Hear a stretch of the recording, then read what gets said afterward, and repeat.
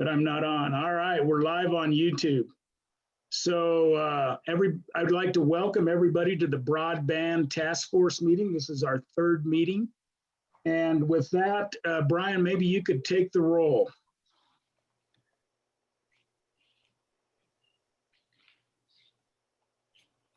Senator Dockstader. Excused.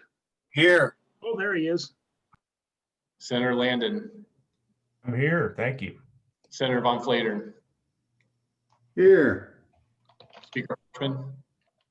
Here. Representative Lindholm. Here. Christie.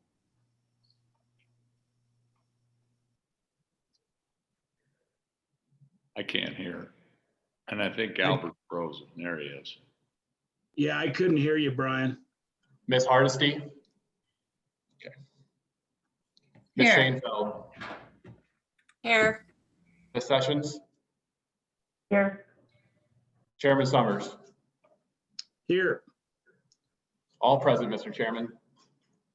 All right, thank you. Thank you, Brian. I just kind of like to welcome the committee and welcome the viewers out there to this meeting. I think we've had a lot of successes in the broadband world with the CARES Act grant program. And so I think that's been a really good thing. So that's, kudos to us and the governor's office and the business council and the industry and everybody that stepped up to the plate. I first want to thank everybody for that and for moving the needle on that. Our first agenda item is really, and I want to kind of focus on this today, is really an overview of the current broadband development program and how we can make it better, more useful, and how we could modify it to really get some use out of it. And so with that, I'm going to turn it over to Ryan Cadera. And Ryan, I probably have your name mispronounced. And so if you're there and can pronounce your name correctly to me, that'd be great. Ryan is the broadband manager for the Wyoming Business Council and kind of leads the broadband advisory council. So Ryan, I'm going to turn it over to you to discuss the current broadband development program and to pronounce your name correctly. Thank you. Thank you, Mr. Chairman. Yeah, my last name is actually pronounced Kudra. The E is silent in this case. So thank you for that. On the broadband development program, we were moving forward with it back in May. We had 2 Oakland applications that existed, one in Albany County. The other one, was in Wind River. So we were helping those applications meet the guidelines of the program by providing additional documentation and guidance on how to meet some of the needs. Initially, the RFP was not published, really hadn't been put together, so we were able to put that RFP together and publish it for both of those existing applications to review. And when we did so, we actually picked up another interested party in Crook County. Crook County took it basically within a week. They were pretty well prepared anyway. Commissioner Whalen up there had been involved all along in the process. And once we were able to publish this document, they went out and issued an RFP for Crook County as well. So with that, we were able to move that forward. But then came a CARES Act initiative, which ultimately ended up tabling everything. I did get a hold of Commissioner Whalen up there to table their current process at their leisure, kind of defined what I could at the time and just kind of gave them a heads up of what may be coming down. So with that, they tabled their process. And then we moved forward with the CARES Act initiative known as Connect Wyoming. So as it stands today, we don't have any current applications because they have been actually addressed in part, if not in whole, by the CARES Act initiative. However, with the added visibility into the broadband arena, it has brought out several other areas of concern, from Teton County to Carbon County over back into Crook County. There are other areas of need that still need to be addressed, obviously. So we're able to move them forward as well. So that's kind of where we were with the broadband development program. There's some other additional documentation that we're working on now. As you know, the Office for Broadband is fairly small, so we don't have the luxury to take on these wide, diverse projects simultaneously. We have to kind of pick and choose and prioritize. So unfortunately, some of this process has been kind of shelved for a little bit, trying to get the Connect Wyoming money out and get that process taken care of. And now we're back in the arena, moving full steam ahead. What we've done on the scoring matrix, we've developed the scoring matrix, which is another requirement of the program. We're looking at additional rulemaking, and then defining what that is, and along with the requirements, but using the knowledge gained in the Connect Wyoming initiative to apply to this particular program as well, from the rulemaking authority within the Business Council and the Broadband Advisory Council. So we've always been, one thing has been the local and county governments navigating the process. We're all learning as we move forward. It's proving to be difficult along the way. I spend considerable time with all of the three initial applicants, trying to move them forward, and then likewise moving any potential applicants forward into the process itself. So on some of this, I want to also try and help provide the task force with kind of points of clarification on some verbiage that we use within the industry that I don't know if they're understood or not. I just want to make sure we're all kind of on the same playing field, if you will. The first one, point of clarification, would be long haul. Long haul in the industry basically means the interstate. So as like I-80 or I-25, that connects us to the rest of the world. And by and large, there's I-80. If you travel down I-80, a lot of that traffic is just passing through. They might stop to get fuel or take a nap or what have you. But ultimately, we're going to carry that traffic to other points in the country. Same way with our long haul fiber. Considerable amount of that runs that same or similar corridor, and most of that traffic passes through. Unfortunately, it doesn't have to get gas, so to speak. So with that would be what I refer to consistently as a long haul route.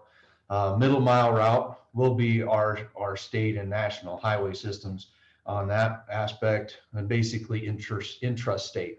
Traffic can get on from anywhere in the world, but gets off here, or likewise gets on the network here and gets off either within other parts of the state or up to even internationally. And then last mile. Last mile would be the local, think county roads, if you will, even city streets. So that last mile, of course, is imperative to meet the guidelines of the current broadband program and any of the necessary speeds, and then reaching out to customers across the state. So with that, defining the middle mile, and I noticed on your agenda there's electrical easements. There's also and basically that was a lot of defined for the middle mile, as well as potentially last mile. A lot of our been in conversation with the rural electrics, and a lot of those companies are already providing access to poles to help build last mile, to get some of those pockets connected that haven't been prior. But some of the issues is the right-of-way access for the middle mile as well. And to speak to that very quickly, the transmission infrastructure in the state, for the electrical, for the electrical grid sometimes does carry fiber, but unfortunately it's not accessible to commercial broadband just because of the rules and rights of way agreements that have been in place a lot of times since those transmission lines were put, and rightfully so. But being able to work with the Wyoming Rural Electrics and the other entities in the electrical arena, we're looking at everything we can to make it right for them, and then of course with Farm Bureau and some of the other landowner agencies to see what works to help everyone, but yet make sure those that are helping to provide are taken care of as well.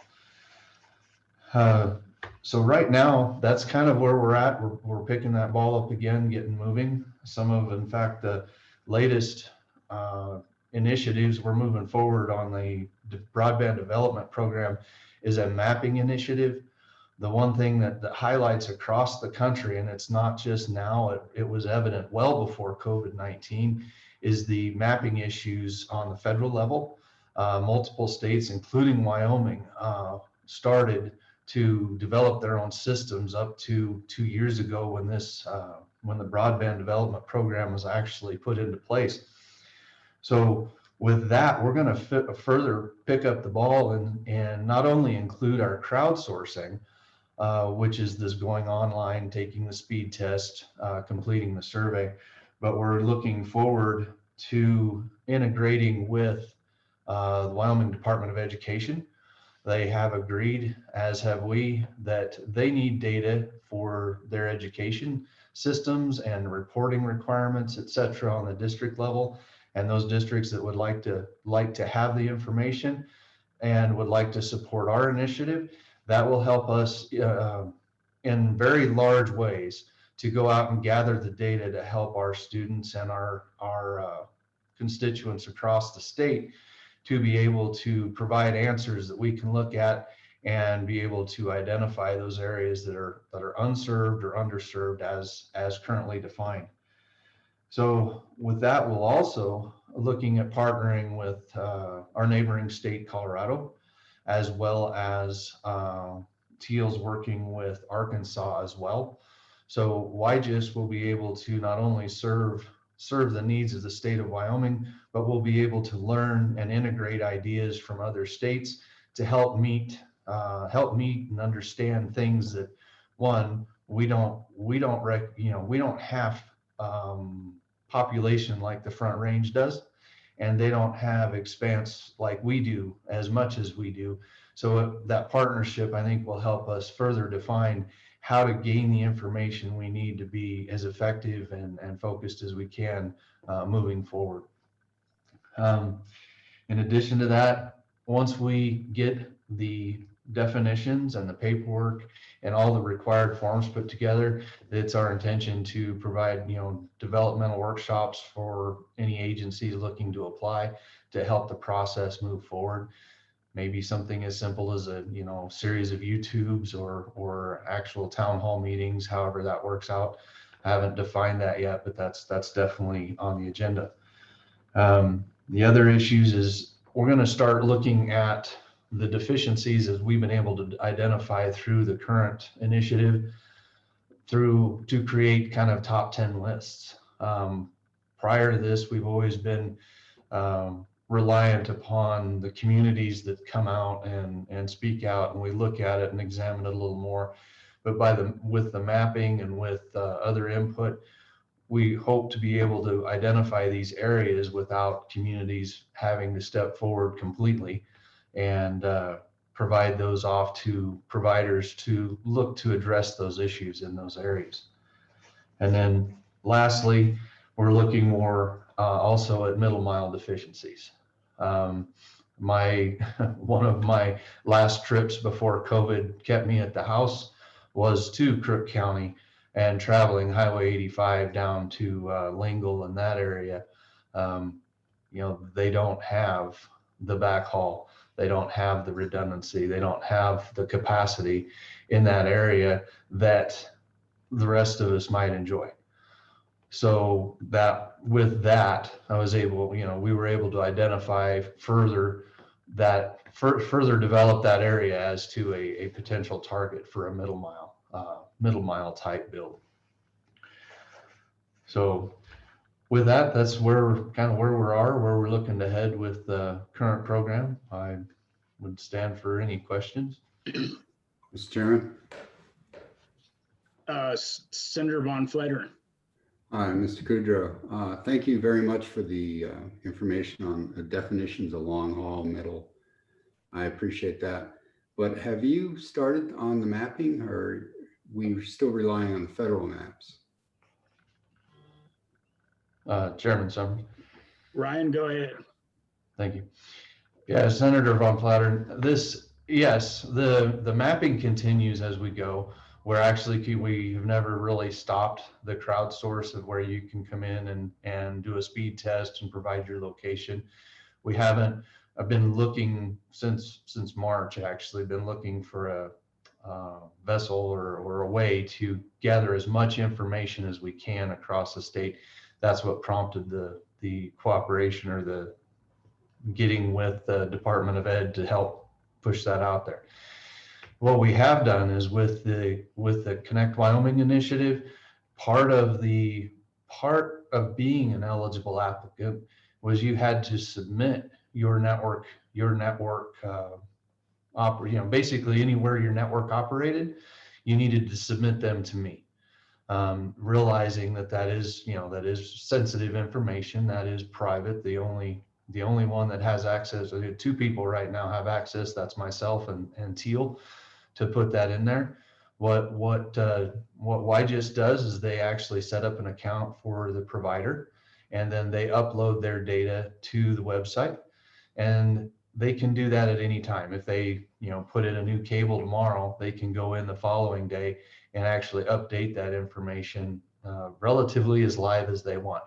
There's no current requirements as to updates, but we are considering looking at kind of an annual update if we can get the providers to share their information. And we do treat that as confidential as well as we can, and then also enter into various NDAs on that mapping system from our providers. Hope that answers your question, Senator. Thank you. And just a quick note, I wanted to welcome Rep Yin, who kind of sits on here as kind of an advisor, and he can ask questions as he sees fit. My idea here is to I really want to go over the statutes, and I want to take comment from this group to see how we can improve. We've been 2 years out, as my good friend Representative Lindholm said. We've got this pot of money sitting there and it's not being used, and so what do? I think there's value in continuing, but if we continue down the same path that we have in the past, we're not going to spend any money out of this program, and we're not going to get good things done for the people in Wyoming. So I think it's imperative that we alter this program in some way to make it more useful to the providers and the communities that we want to help access. And so with that, I'm going to kind of bring Brian Fuller back. Oh, just a second. Senator Landon, please. Mr. Chairman, thank you. I really appreciate your comments this morning.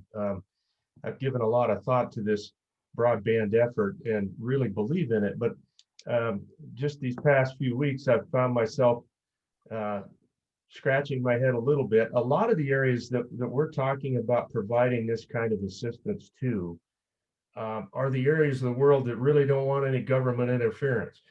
And so I guess this question is kind of to you, Mr. Chairman, or to Chairman Lindholm, those of you who have been involved in this broadband effort much longer than I have. I guess just from an overall perspective, I'd like to better understand what sorts of commitments we ask out of our local entities or our providers to leverage that support that the state is coming up with.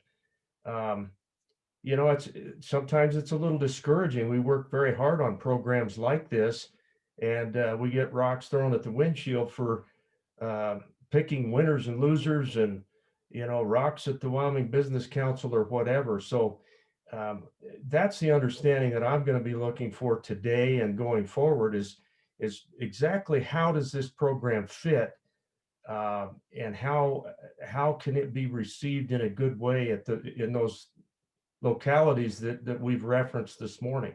Thanks, Mr. Chairman. You bet. Rep Lindholm, please. Thank you, Mr. Chairman. And that's a great question to Senator Landon. Probably he co-chairs probably one of the greatest committees known to man. I just want everybody to know that. Also, so when we're looking at this and how this scenario works out, there really hasn't been too many stones thrown from entities on the outside saying we're picking winners and losers in regards to the existing grant, because the existing grant was never actually used. So it's not like anybody was like, oh my God, they're building broadband over there. No, that was never the case. But it was also, I think it also has to do with the fact that there's this impetus in the existing grant program that says industry has to work with a local government type entity in regards to partnering up to build out. And, honestly, when we were first building out this program, I was convinced that that was a good step, but it wasn't. It was a really bad step. And the reason why it was a really bad step is industry's used to putting fiber in the ground and putting up towers and providing broadband to customers. They're not used to working with local entities as far as where the priorities of the local entity might be versus where the priority of the industry might be. And I think the difference between those two things is pretty far apart. And I think we were all there when this bill originally went through, except for maybe Representative Yin. When this bill originally went through, if you all remember, and Chairman Summers can correct me if I'm wrong, but I remember this happens with a lot of pieces of bills, so this will sound like a familiar song and dance as the bill goes through the process. Much like in Dow, when Dow went through the process, each side started throwing garbage on top of the bill, where we start stacking all of these responsibilities and all these guarantees that have to happen in the bill. And by the end of the day, there's a reason why the grant program was never used. So I think it's essentially, I guess the short answer, the long answer is the reason why nobody's throwing stones at this one is A, it's never been used, and B, it's impossible to use. So with Chairman Summers' prior statement that it needs to be cleaned up so that it can be utilized, absolutely. Will stones be thrown at that point? Probably. But I think the greater good is getting broadband out to the communities. So just a quick comment before I go to all the hands. The one reason that we have a government connection is our Constitution, and why we don't grant straight to a provider. And so as we did this, we had to look at how do you determine public benefit as you move money from the state to an individual. And so we do that often through many Wyoming Business Council programs, many of which have a governmental connection. And so that's kind of the challenge we have.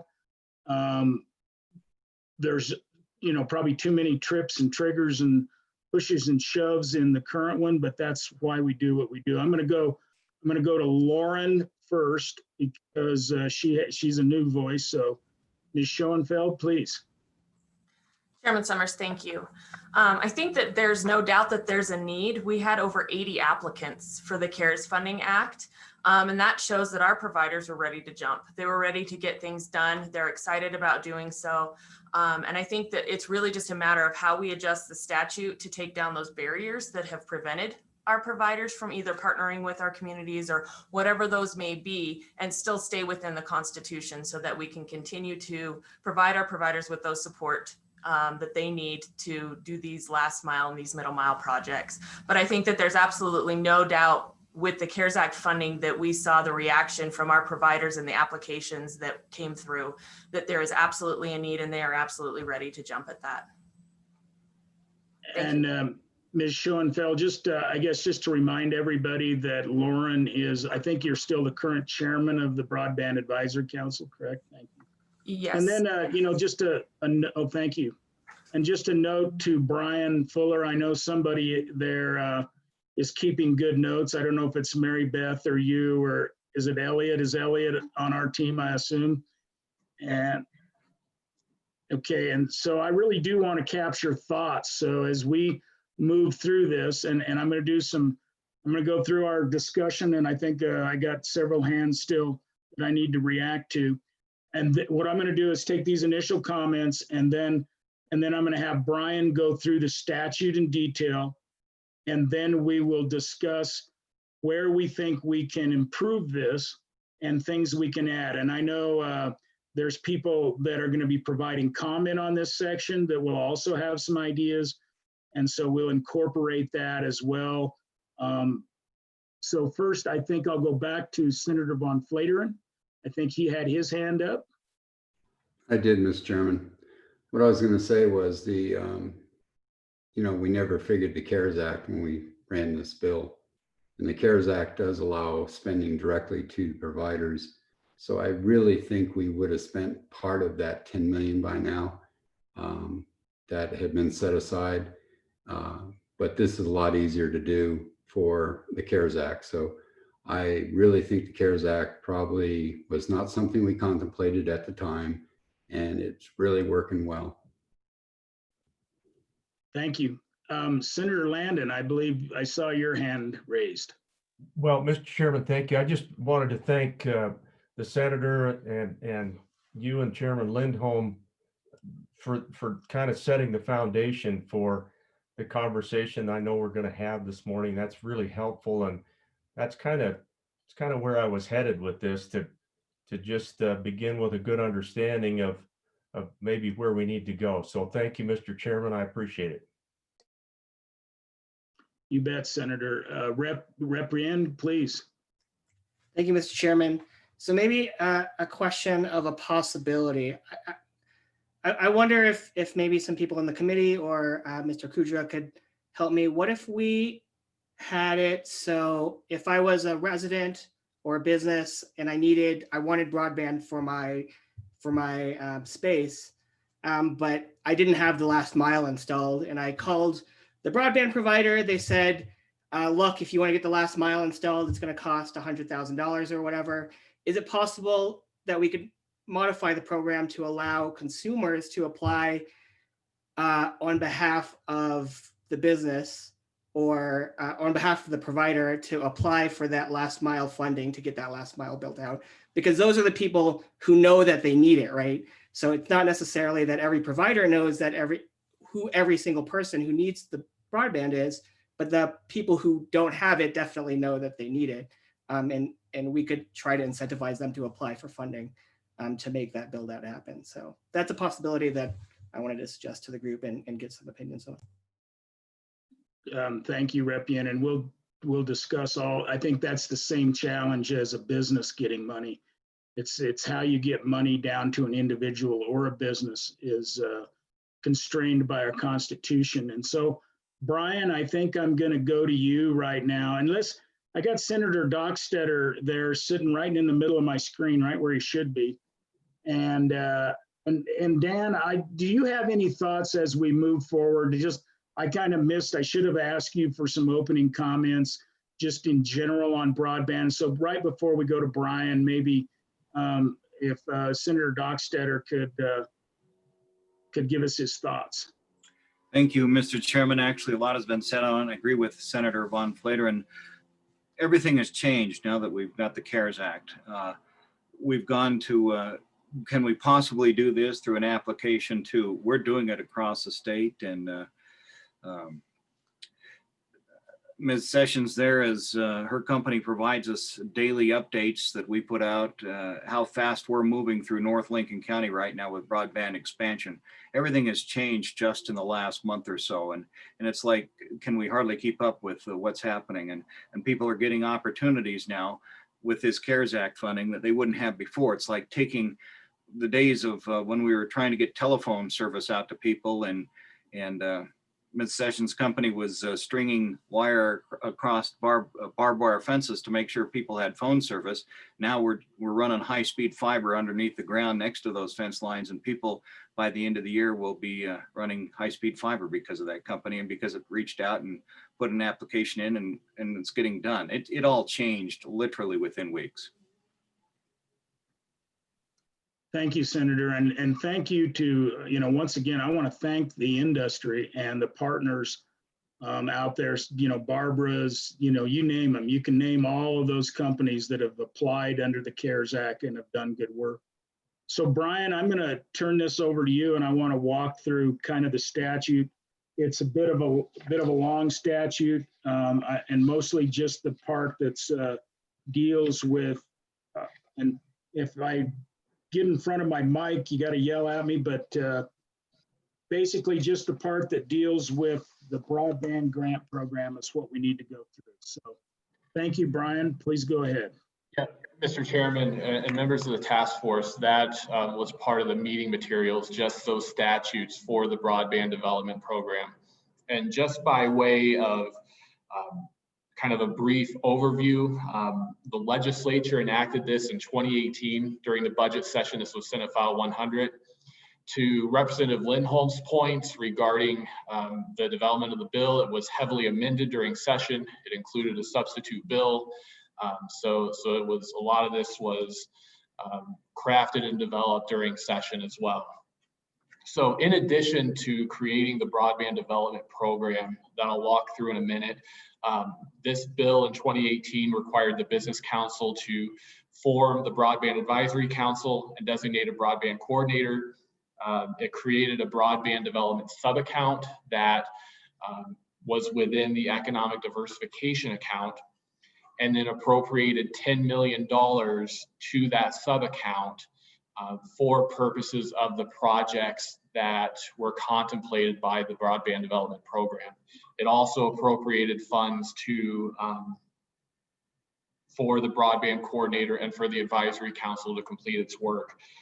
In doing so, the appropriation to basically that $10 million came from the economic diversification account. It was reduced in another provision of the budget for that year. So I'll start walking through the statutes. The program essentially is established to expand broadband access to unserved areas of the state. Funds can be provided for acquiring, deploying, and installing infrastructure that supports broadband services of at least 25/3 for residential areas and 1 gigabit and 100 megabit in business corridors. Senator Landon, this Brian, just quickly, and sorry to interrupt you, but just thinking on how we might have a conversation as we go along.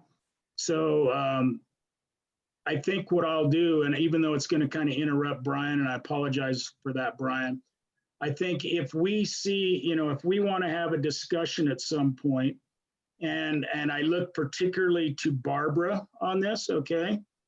And I think, and Rep. Lindholm in particular, as you see, as he goes through a piece of statute that you see a challenge with Barbara, Tyler, well, Rep. Lindholm, sorry about that, Senator Dockstader, we need to kind of flag it. So Brian can kind of flag it in his notes. And so I'm going to flag one right here. And it's one that I put in this, and I firmly believe it, but I think it also kind of restricts the ability of providers to get with a community and ask for money. And even though I would love to have 1 gigabit in every business corridor, does that mean that 100 megabits per second, or 100 megabits per second, or higher 200 megabits per second that maybe is put into a business corridor wouldn't be way better than what they have, and still be a useful upgrade? So by putting this in here, you can't upgrade unless you upgrade to these speeds. The 25/3, frankly, I'd like to see go up. The 100 megabit the 1 gigabit in business corridors I'd like to see go down. But I think this area needs a point of discussion. And so for now, you know, Brian, I'd like you to just flag that. And this is kind of how I'd like to roll through these statutes. If you see something, and again, I know I'm putting a lot of pressure on you, Barbara, but really it's you and your industries that have to make this work. And I also think I don't see Lauren Schoenfeld on the screen right now, but as a part of the Broadband Advisory Council, as they have discussed utilizing this, Lauren, you need to do the same thing. When we hit a section of this that's been a sticking point to get grants out the door, or Ryan, we need to raise a hand and let's flag that section for further discussion. So Brian, sorry to make this more complicated, but I don't know any other way to kind of do this. So forge ahead. Mr. Chairman. Lindholm, please. Yeah, thank you, Mr. Chairman. And before we get going too far, would it be possible to take a little privilege of the floor? We had some big news happen this morning that I think is worth noting. Rep Lindholm, if you'd like to take a privilege, please. Thank you, Mr. Chairman. So I just want everybody to know that as of this morning, the State Banking Board just unanimously voted to approve the first special purpose depository institution in Wyoming, the first digital asset company in the United States to receive a bank charter, and the first new charter type in the U.S. in over 40 years. And that is headquarters in Cheyenne, Wyoming, as it stands this morning. So it's kind of good news. And Rep Lindholm, thank you for all your efforts that you've done to go blockchain, right? Is that? Yeah, buddy. With that, I'll turn it back over to Brian and we'll walk through these statutes. Thank you. Okay. Thank you, Mr. Chairman. So the next piece of the statute are the eligible applicants, and this gets at Senator Landon's question. So there's two types of entities that can apply. The first is a public-private partnership. So this would be a business entity authorized to conduct business in the state and has experience installing infrastructure and providing broadband services, and a governmental entity which is defined as a city, town, county, or joint powers board, or a tribal government of the Northern Arapaho or Eastern Shoshone tribes. Can be a governmental entity. And Brian, I don't know how good my connection is, but I'm gonna stop there, and I want to flag this as well as an area for discussion, and I might have lots of flags coming up, but we need to talk about what an eligible entity is, and including a governmental entity, because I've had some discussion with providers that perhaps a state agency might be an eligible participant that could get some middle mile done in a cooperation with a provider. So I think we want to flag this, and then I'll come back and at the end and we'll hit these flags. And so I see Barbara shaking her head, so I did something right there. All right, thanks. Please go ahead. Yeah, and then Mr. Chairman, the other type of entity that can apply is the governmental entity itself. But before it does so, it must develop an RFP that invites business entities to participate in the proposed project. And if no eligible business responds, then the governmental entity can apply by itself or in partnership with another governmental entity, with a county or with another town, for example. Next in the statutes is a definition of unserved area. And this is an area where there's no service, or where the maximum available service is 25 download, 3 upload. And then it also defines unserved area for purposes of a business corridor and spells out those speeds. So for a business corridor in towns with less than 2,000 people, it's 25.3. In towns with a population of more than 2,000, it's 50 download and 5 upload. And then in a business corridor in a county or other unincorporated area is 25.3. The current statutes allow the business council to modify the definition of unserved area for the purposes of adjusting those speeds based on technological conditions beginning on July 1st, 2022. Brian? And I'm going to stop here a second. Once again, I think we'll flag all speeds and talk about those just for the whole body to understand and get some knowledge. 25.3 is kind of where the feds have moved to on unserved. Barbara, am I fairly correct on that? 25.3 is kind of where everybody's moved to with regard to residential, and really residential and business corridors aren't sorted out. I guess they're not separated or bifurcated in when the federal government dishes out money. But there was a really concerted effort, I think, on my part when this legislation was crafted, that we want to have a higher speed, higher standard for business corridors in Wyoming. We want to be competitive with the world, frankly, in Wyoming. And so I think that's why you see that. And the fact that we didn't get far away from that 25 was the compromise that took place between actually me and the industry on the business corridor side. So that's that. And then part of that also was the business council would wait a period of years before they would modify it. That was also part of I guess the deal that was struck. Let's let it sit for a while before we modify it just through rule. Obviously, we've modified it once already through statute. We went from 10.1 to 25.3 with industry support. So I'm just trying to provide a little history as we go along, Brian, and please continue. Next, Mr. Chairman, the Business Council must define business corridor, and the definition must state that a business corridor is multiple businesses located in proximity to each other to where providing broadband service or infrastructure is economically and technologically feasible. And that's basically the definition that the Business Council has adopted for that term business corridor.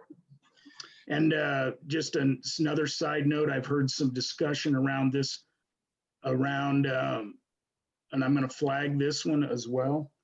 The definition of business corridor, I hear that was kind of a hard struck battle, or it was hard to define. And I don't know, we put some language in at the end of that. I know it was language industry wanted, but I wonder if we're kind of mucking up the whole definition of business corridor. So I think we need to look at that. And I think, Ryan, if you're still on, Ryan Kudra, if you have a definition of what the Business Council established for corridor, I'd like to hear it. If you have the written definition in hand. If not, or maybe Brian does. So Brian, do you have it?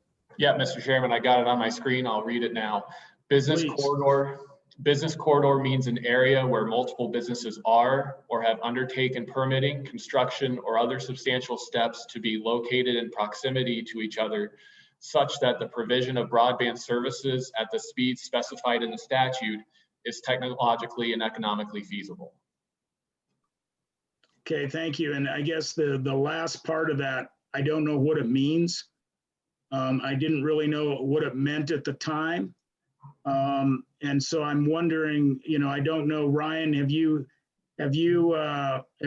folks run into any, or Lauren, have you guys on the council had any challenges with this definition, or has it been a moot point? Moot point. That's what I'm hearing. Okay, fair enough. Please continue, Brian. Next, Mr. Chairman, is the application process. This is 9/12/1502. So it just states that an applicant applies on a form prescribed by the Business Council that must have been created by September 1st, 2018, and then the Business Council would review applications. provides that funding periods must be at least biannual. So it must be at least 2 opportunities to seek funding each year. And the Business Council must publish the specific criteria and quantitative weighing scheme or scoring system that it will use to rank applications. And then funding cannot require a business entity to provide an open access network, different terms and conditions than what the provider provides to other customers.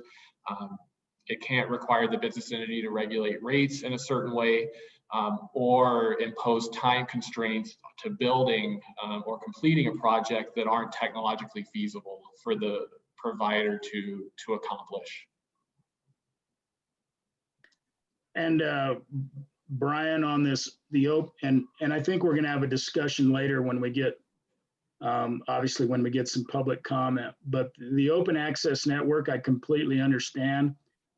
Yet there could be a time when if the one way you can show public benefit is if you do have an open access network, because that allows everybody, all business, I guess all providers could access that, which would be definitely a public benefit. So I think as we move forward and think about what entities might be able to use this and how they might be able to use this, we may have to pull this out of a different section or create another section, but it's certainly something that could be debated, I would say. So please go ahead. Okay.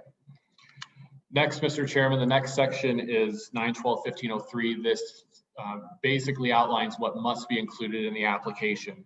It must include the location of the project, the kind and amount of infrastructure that would be constructed, including initial speeds and prices of the service that would be provided as a result of the project, evidence regarding the unserved nature of the area that the project would serve, the number of households or businesses that would have upgraded service as a result of the project, significant community institutions and industries that will benefit from the project, the total cost of the project and sources of funding, including in-kind contributions that will supplement any funding received under this program. Evidence of the applicant contacting and writing all entities that are listed as providing broadband service already in the proposed area to ask for their plans to upgrade services, if there are any plans, and then any written responses that the applicant receives from those entities.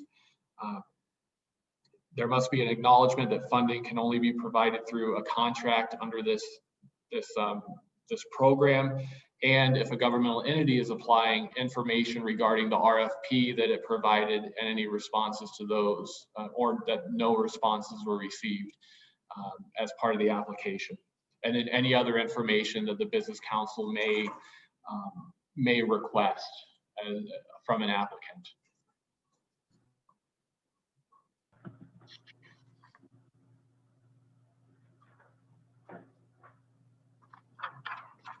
Ms. Sessions, please. Thank you. Thank you, Mr. Chairman. I think that area we may want to look at dependent upon our definition of who can apply.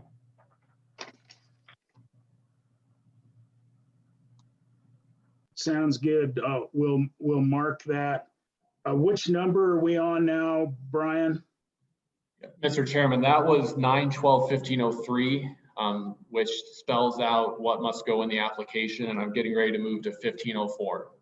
Oh, okay, yes, I do have a note on that, and on section 9, or on Romanet 9 of that section, kind of starts some of what is the challenge process, and I know industry was really worried about overbuilding and the need for protection there. And I certainly understand that.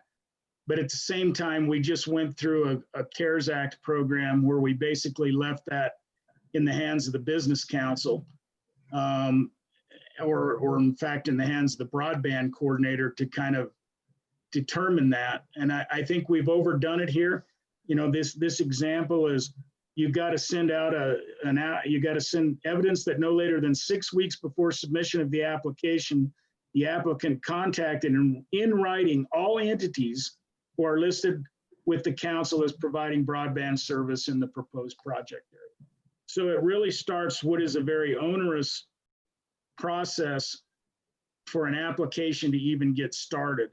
And so I think that it'll couple into another section, but you know, is there a way we can streamline that, have some confidence in the state agency to look at overbuild? And in fact, I think one thing that we should look at, and I see Rennie McKay's got he's kind of up and running here, but I know that the governor's office and the broadband coordinator, they worked on this idea of, you know, ensuring there was not an overbuild while still trying to get things out the door very quickly. And I think it worked reasonably well. I think people are fairly happy with that. So we need to look more to what they did in this arena and less to what we have written down, in my opinion. And so, Brian, please continue with 9/12/1504. Yep, Mr. Chairman, 1504 is the challenge process. So within 3 days after a application window closes, the business council must publish the proposed area and service speeds for each application that are submitted. And then an existing provider may, within 30 days of that posting, submit a challenge to the application. That challenge must from the other provider must demonstrate that the challenging provider currently provides or has started construction or permitting or other significant steps to provide comparable broadband service at equal or greater speeds than the proposed project, or that the provider commits to completing construction and providing that service within 18 months after funding determinations are made. Brian, you know, and I'm going to stop here, even though I probably should let you finish the whole section. As we roll through this, you're going to see, or you're going to read where the challenges are with this 18 months.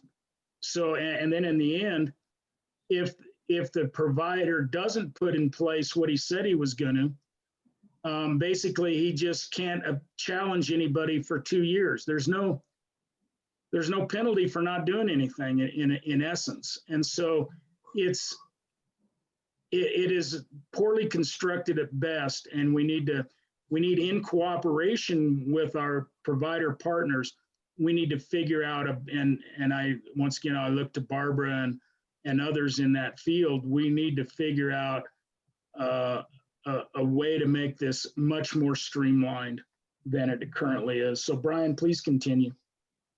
Yeah, Mr. Chairman. So once the business council gets a challenge, it must evaluate it, and it cannot fund the project if the business council determines that the challenging provider is currently providing the service that the project proposes, or that the commitment that the challenging provider makes meets the requirements of this section. So one of the two demonstrations, and that the commitment is credible. And then if the business council denies, as you just mentioned, Mr. Chairman, funding to an applicant based on a challenge that was submitted, based on that 18-month commitment, and if that provider does not fulfill that commitment within those 18 months, then it simply cannot deny a challenge from that provider for the next 2 fiscal years, unless the failure to fulfill the commitment was beyond the provider's control.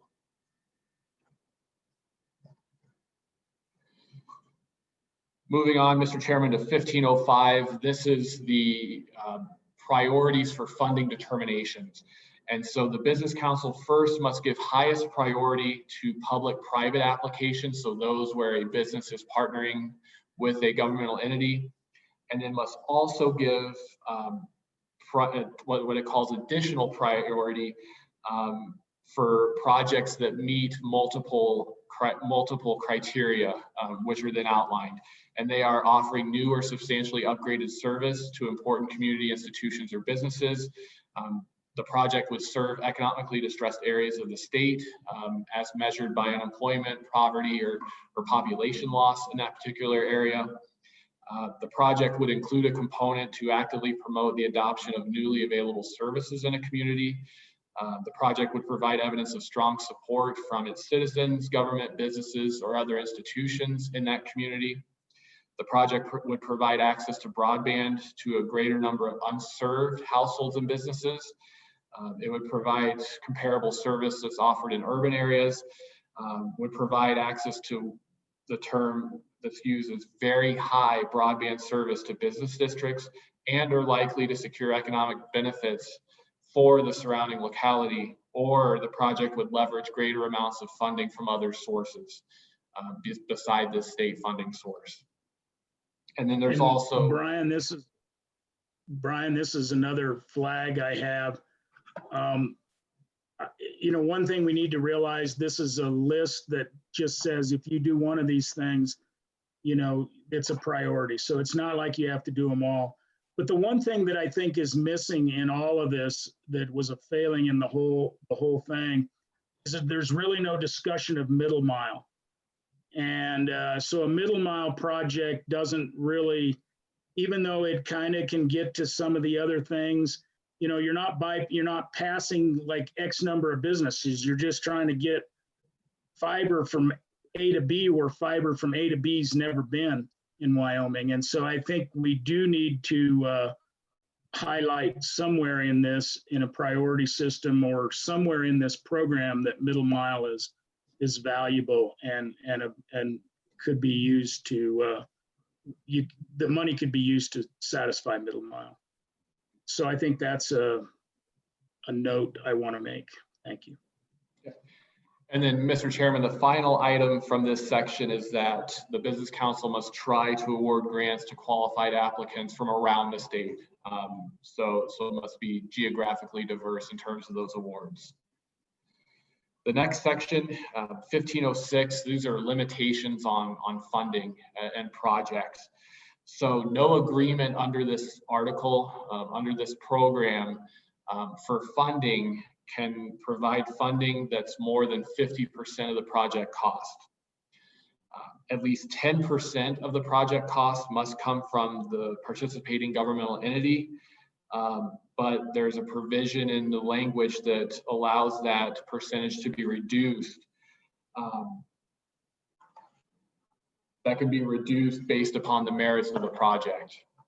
And then no single project for funding under this program can exceed $5 million. And, you know, Brian, here's another one.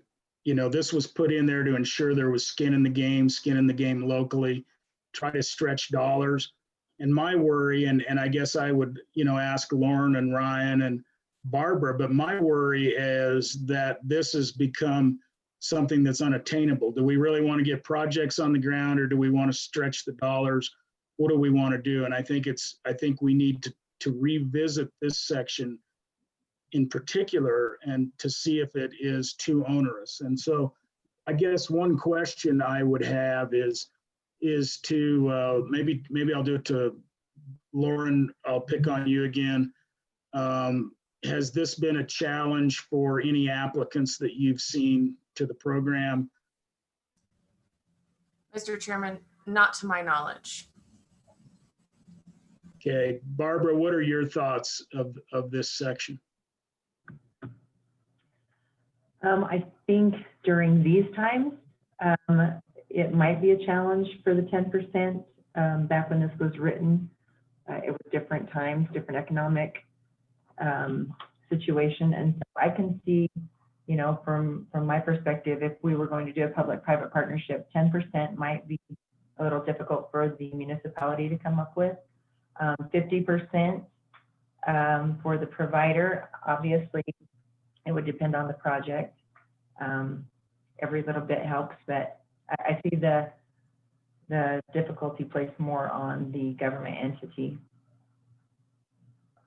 Okay, thank you. So Brian, are we, please continue, or maybe we're done? Mr. Chairman, just a few more sections. Can everyone still hear me? I got the unstable connection on my end. Okay, I'll continue then. Finally, for the limitations, there is a requirement for the Business Council to adopt by rule provisions to ensure that adequate consideration is provided for the funding that's given to these entities for the program. The next section is 1507, and this is just an evaluation report. It requires that by June 30th of each year, the Business Council must publish and submit to the Joint Minerals Committee a list of all applications that are received during the previous year. And then for each application, the results of any scoring system that's used to evaluate the application, the amount of funding that's requested, and any funding that's provided to the applicants. Section 1508 requires the Business Council to establish by rule the minimum download and upload speeds that a provider must meet when completing projects to qualify for funding under the program. It must be at least 25.3 for residential and then 1 gig, 100 for business projects, starting on January 1st, 2022. And then the final section, Mr. Chairman, 1509, just requires the Business Council to establish the Broadband Advisory Council of 11 members. It outlines what the Advisory Council must do and recommend upon in terms of developing an inventory and map of current broadband availability, the needs, practices, and technologies that can help provide broadband as efficiently as possible, coordination with the, and this is what's in the statute currently, with the Endow Executive Council, the State Chief Information Officer, and local and tribal governmental entities to ensure that policies in the state are conducive to developing broadband in Wyoming. The Broadband Advisory Council also reviews applications for project funding and makes recommendations, and then must propose a statewide broadband enhancement plan for the Business Council to adopt before September 1st, 2018. And then before March 1st, 2020, it must propose recommended changes to upload and download speeds in terms of the definition of unserved area. And then finally, the last provision of the program is the requirement for the Business Council to designate a broadband coordinator. Brian, thank you for going over that. What I'm going to do now is we have one public that would like to comment on this, and then I think some of her comments from my discussion with Liz yesterday, I think would roll into our conversation about what we want to do. And what we may want to do is form a subcommittee that kind of tackles this again, and or I'll just tackle it, and then we'll decide where to go. But I'm gonna go with public comment, and so just a minute, Senator Landon. Mr. Chairman, thank you. I have appreciated many of the things that we've kind of red flagged, and I would just say I'm interested and going to be taking notes when we get to any comments from those on the council or the task force or the advisory council, whatever, specific to 1507. It just, we're expecting a lot out of our council, and given, you know, the climate going forward, I'm going to be listening carefully to make sure that we haven't put too many obstacles in the way at the agency level either. And so I just wanted to throw that out before we get to public comment, and thank you, Mr. Chairman. Thank you, Senator. Ms. Zerga, please. Thank you, Mr. Chairman. Liz Zerga for the Wyoming Telecommunications Association. Can you hear me? Great. So just, I'm going to back off and do kind of a 20,000-foot overview and thoughts rather than try to dive into the statute. First of all, I agree 1000% with Senator Dockstader. The world has changed since this statute was written, and it's changed largely because this task force that I'm speaking with took the initiative along with Management Council to initiate the Connect grant program at the governor's office. And I remember in those early meetings, Mr. Speaker asked me, Ms. Zerga, what can we do to get your folks to get broadband out? And my response was, get us some money and help us eliminate some of the right-of-way issues that we face. Well, that Connect America, or that Connect Wyoming funding, as you know, has resulted in a huge number of last mile broadband projects that are being built right now. And as we go forward, I looked at that and thought, with the state broadband grant statute and the state broadband grant fund, knowing full well that you have limited dollar resources going forward, it's just a fact of life with the state broadband program. What would be the most effective program you could have to get broadband? And I think you'll hear when you get an update on the Connect funds, the projects that were needed. I mean, a number of projects are going forward, but projects that were still needed that take longer than December 30th to complete are those middle mile projects. And I think that Mr. Kudera, the Wyoming Business Council, identified and middle mile projects that are desperately needed in this state. And why are those of the most priority and why are those of the most benefit?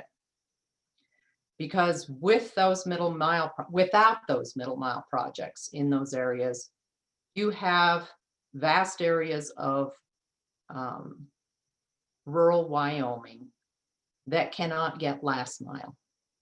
You can't have last mile until you have middle mile in place. It's just the way it is. If you don't have a highway, you can't put a county road out there that connects to nothing. And so if I were taking limited state resources and saying, how can we redo, if we need to redo it, this statute, which is a big, long statute, I would focus on let's get middle mile as a priority. And middle mile projects are not cheap. They are not $5 million. They're bigger than that. So it eats up a lot of money in a single project or two projects or three projects. But without it, you're just not going to get the last mile that you need. So when you set priorities, step one, let's get middle mile where it's needed in this state. And so I would revamp this statute to look at that as a priority. That's a 30,000 foot view of one of the things that I would do with this statute. I think those middle mile areas, you don't need a public entity to come tell you where they need middle mile. I think the broadband coordinator already knows where those are needed. I think that all that needs to be done with those middle mile projects is they need to be posted and identified on the Wyoming Business Council site that it's here to here and here's why. Now, who's interested in those kinds of projects? I also think that for middle mile, if you require 50% funding from a broadband provider, you're probably not going to get those middle mile projects. Those middle mile projects, as I said, are pretty expensive. And so you probably won't, no carrier is probably going to eat 50% of that. So that might be an issue to look at. I agree. I don't know that we need to have public entities with 10% skin in the game anymore. Those are the things that I would look at addressing in this statute. With respect to the application process for last mile, the challenge process, just a small bit of history on that. In the first year this broadband grant statute passed, the focus at the Business Council was getting the broadband plan in place and adopted, which it was required to do by this statute, and to set up a carrier notification system at the Wyoming Business Council, collect all of the carriers and their contact information. So that was what was the focus. The next year of the program, there was efforts to identify areas where public entities indicated that they might need broadband, and to start application processes for those. But then we lost the broadband coordinator. In 2019, the broadband, or I'm sorry, 2020, the new broadband coordinator was hired. And Mr. Kudera has put out the application form. He's put out the checklist for what must be funded in the application. He's set up the RFP process for the communities. And until the CARES Act funding was made available, he had, I think, 4 applications, 3 or 4. So it isn't, I want to be careful that we don't go back through this statute and change things that actually aren't going to make any difference, you know, and result in arguments or concerns, because what I'm telling you is the Wyoming Business Council just got into place in March or April, all of the connect the dot things to have applications that comply with the current statute. And if you go through and you change all of those things, they're going to have to go through that process again, which is going to be further delay. And I don't know that it helps move the ball that much. So that's kind of the 30,000 foot level. If you want me to go through specific areas of the statute and talk about it, I'll be happy to do that. But that's kind of my 30,000 foot view. And thank you again for your efforts to get those CARES, those connect funds out to the carriers, working with the governor's office. It's going to make a huge difference for Wyoming, for its citizenry, and the carriers that I represent really, really appreciate it. And Ms. Zerga, thank you, and thank your carriers for us for the work that they've done. You know, I will say, and as you well know, that the challenge program did hold up. It did hold up applications for a while because there was concern that challenge program hadn't been followed or defined, and I don't know all of the issues there. But that challenge process, and so as we move forward, that challenge process is too onerous, and we need to figure out a way to streamline what we do there. And so the one thing I'll ask you, and I know you'll have your hand in it, is, you know, how do we do that? How do we do that that's reasonable, that we're not, you know, saying, you know, 6 weeks prior, you got to start doing written notifications. I mean, there's a whole bunch of things in there that's just, it's just more than we need. And then also the solutions. And I know you and I have talked about potential ways of getting middle mile in there using some state agencies and how we might do that. And I think those are really good discussions that we could have. And so I appreciate that. And I appreciate your, you know, your knowledge and thoughtfulness of this issue. But we need to make something that's workable. And so I look forward to anything you have there. Does anybody else have any questions of Ms. Zerga? And then if Ms. Zerga has any other comments on specificity of solutions, I'd certainly be willing to hear what she has to say. Senator Landon, please. Mr. Chairman, I just wanted to thank Ms. Zerga. I appreciated your comments, Liz, with regard to all of this stuff being rolled out already by the Business Council. And I really took that to heart and wrote that down. And I guess going forward, my concern still remains with the ability of our agencies to respond, you know, to industry and others. and whether or not, you know, some of this stuff can end up, we can be our own worst enemies if we put too many prescriptive things in place that are personnel drivers. That just continues to kind of be a little bit of a concern to me, and just wondered, hopefully that makes sense as we move forward. I just want to watch that carefully and make sure that we can respond to as quickly as we need to going forward with our industry partners, et cetera. So I hope that makes sense. Appreciate it. Thank you, Ms. Mr. Zerga? Chairman. Thank you. Ms. Zerga, Thank you, Yeah, Senator Landon. I apologize for my slow internet, and sometimes I know I bump in on people. Sorry about that. Rep Yin, I think you had your hand up to ask a question of Ms. Zerga. Thank you, Mr. Chairman. Ms. Zerga, thank you for providing public comment. And I think there are a lot of improvements that we do need to make to this program. So given your testimony about a high need for middle mile, but simultaneously the high cost of it, where it's 5 million plus for a project, but also the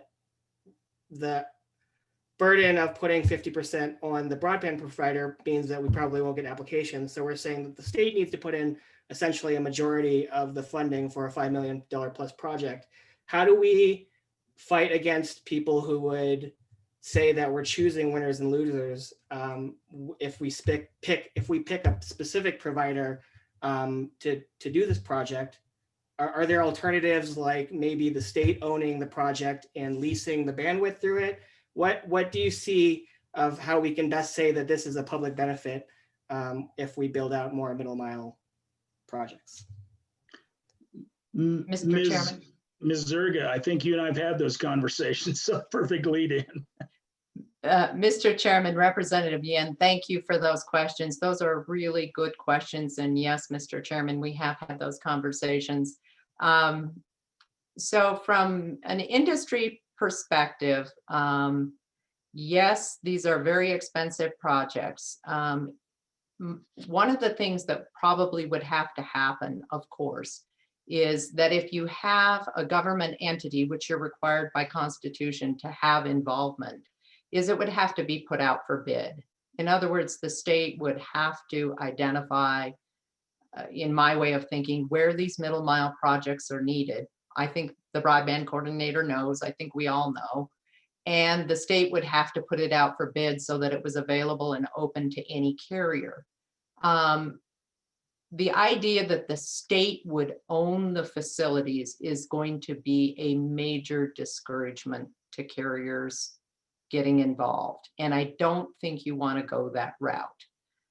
What I think might be a better solution is, can the state obtain some services if the state is the entity? Can the state obtain some services as a result of this middle mile project?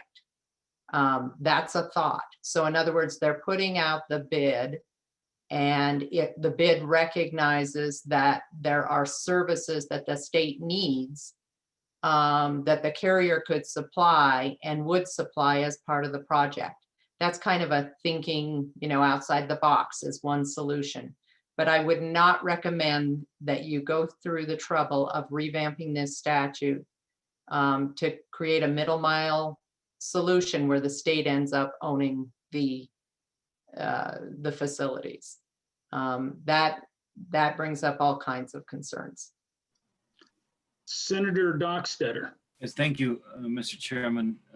Hear Ms. Zerga's concerns, as I did Senator Landon's concerns too, that we don't start something with our agencies that we can't finish. But Ms. Zerga brings up a point. With this CARES Act now, we're in a full-blown go mode right now. Up in the north end of our county, it's hard for me to find a community, a last mile, new mile, whatever, that there's not a big roll of orange tubing somewhere, and there's a piece of machinery, a tooth machinery, I don't know the name of it, digging another trench, and it's going all 7 days. Sometimes I see people out working. So I don't want to cause problems for what we already have going, and that word of caution is heard at this point. Thank you, Senator, for that. I think Liz has got some good ideas on on middle mile, and excuse me, sorry about that. And Ms. Zerga, you know, if the state were to, you know, bid it out, turn it over, get some service out of it. So the idea that I thought of, you know, is so YDOT bids it out, puts it in. Their service is they don't put it in, they just bid it out. Somebody, a private carrier, takes over that project. YDOT in return gets a service like signs lit up along the highway. So we provide some public benefit. The question I have, and I think you told me this, but then that middle mile, we want it open to multiple partners, right? I mean, we wouldn't want just one entity to control that whole middle mile corridor that we just put in, or what are your thoughts on that? How do we do that? How do we handle who has access? Mr. Chairman, thank you for that question. Certainly the benefit of having a middle mile project is not just to the carrier who put it in, but so that that carrier and other carriers can be able to access that middle mile to connect their last mile networks to that middle mile. That's done currently by a number of carriers in the state, including some that I represent, as well as other carriers. Leasing, either selling at wholesale services for middle mile needs, or putting out IRUs for dark fiber.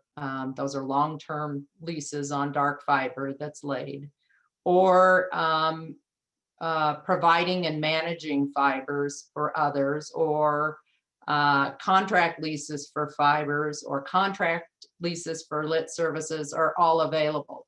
And so what I think that you would want to do in order to make it palatable to the carrier who is bidding on the middle mile is that carrier would, and YDOT could direct this, that there be certain off points on that middle mile established where other carriers could connect, and that provider who is funded with the middle mile provide at wholesale facilities and or services to other carriers to access it. Thank you. And just one question quickly before I go to Senator Landon. And I've been, as I hear things, I bring this up. So currently, YDOT, and I don't know a lot about it, YDOT has a one dig policy.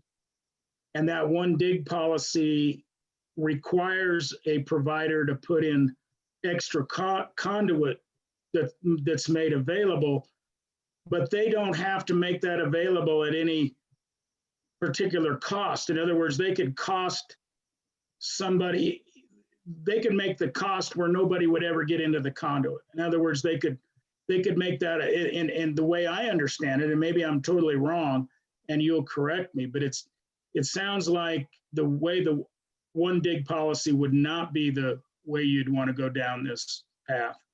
That isn't a wholesale sale, that it is a much higher fee than wholesale. So can you speak to that a little bit?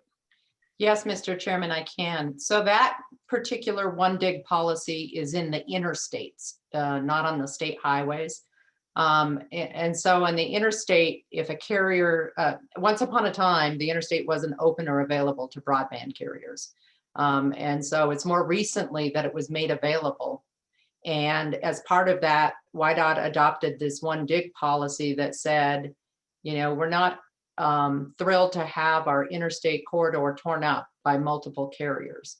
So we're going to have one carrier that wants to get into that corridor, and we're going to have them lay extra conduit. You're absolutely right. That would be available for YDOT's use and or other carriers' use. And so that's what's happened in the interstate. And that conduit is supposed to be made available to other carriers until it's full, because it can get full. The rates are negotiated between the carrier who put in that conduit and the other carrier.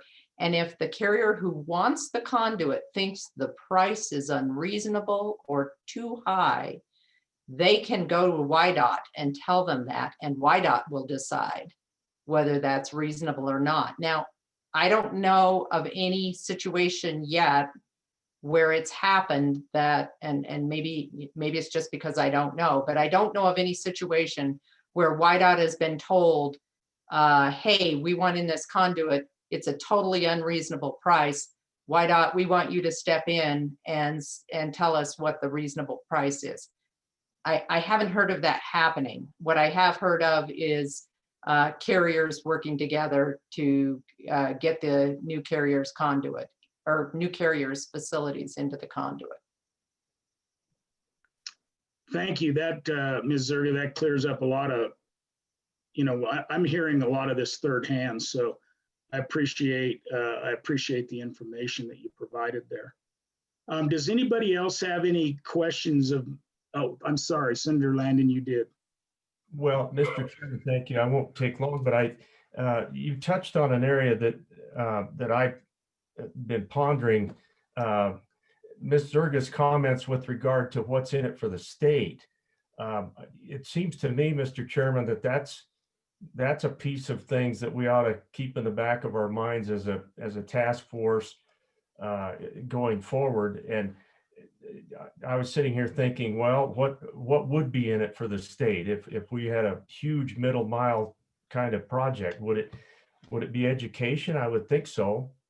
Would it be healthcare? I know we essentially set healthcare off to the side, and that's fine for the time being. But so education and healthcare, communication. We keep hearing about how difficult it is for us to keep WildLink propped up or whatever.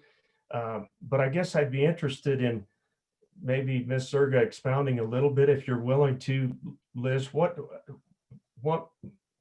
encompasses your thoughts with regard to that statement of what might be in it for the state? Ms. Zerga, please.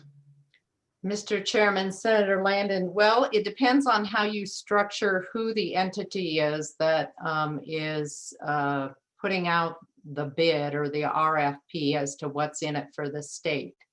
So things that, I've thought about are, one is the highway department, because it runs along the roadway. And as Chairman Summers said, YDOT is very interested in digital benefits for the highway of various kinds.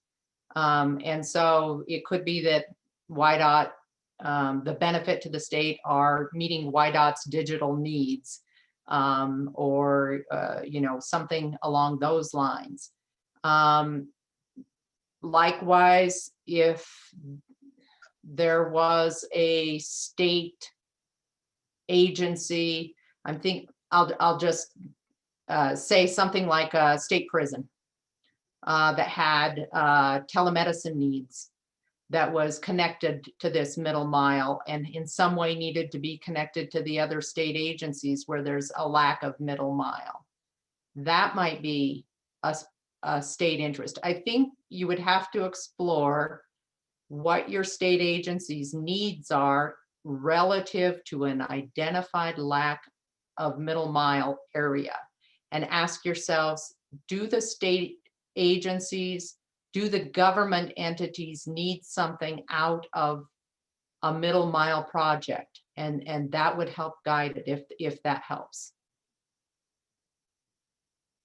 Mr. Chairman, thank you. It does help. And Ms. Zerga, thank you. I had in the back of my mind also that we have, for example, a couple of prison facilities that are pretty isolated, et cetera, et cetera. We have clinics that might be isolated, but we certainly have educational institutions that are. And so thank you, Mr. Chairman, appreciate it.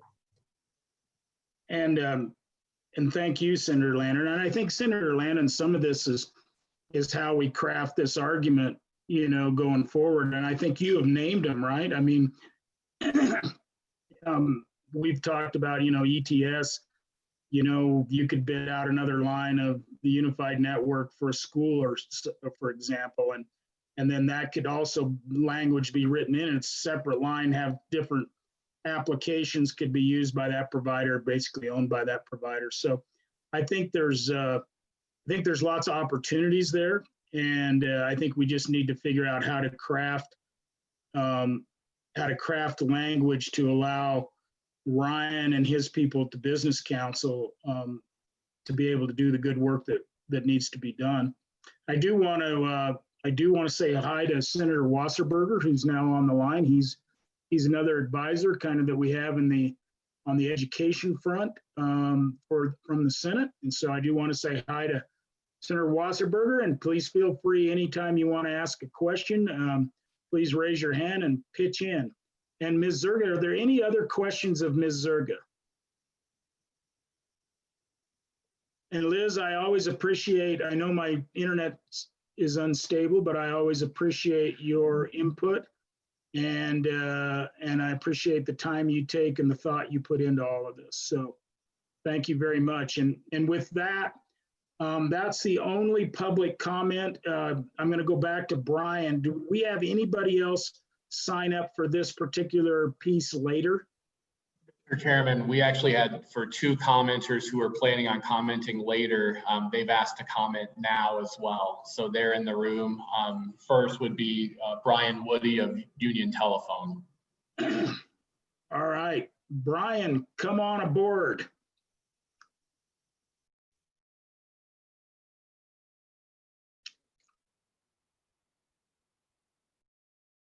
Brian, there we go. Yeah, Did Brian, I get it? You know, first of all, I want to say that the internet, what little internet I'm using right now is because Brian has given me some internet to use. So thank you, Brian, publicly. You're welcome. I wish it was a little more stable, but we'll get there. Mr. Chairman, Task Force, thanks for letting me make some public comment. I agree with a lot of Ms. Zerga's comments. You know, to project ownership, we are kind of gun shy to grants and things of this nature, both from the state and the federal side. So streamlining it does make it easier for us to want to try to get this these monies to do projects like middle mile, last mile, broadband throughout our areas. But up to this point, we've decided that it's easier just to go get our own money. There's less strings attached to it. We always have some kind of obligation to the customers in the state of Wyoming as an ETC eligible telecommunications carrier in the state. We always have that obligation of carrier of last resort.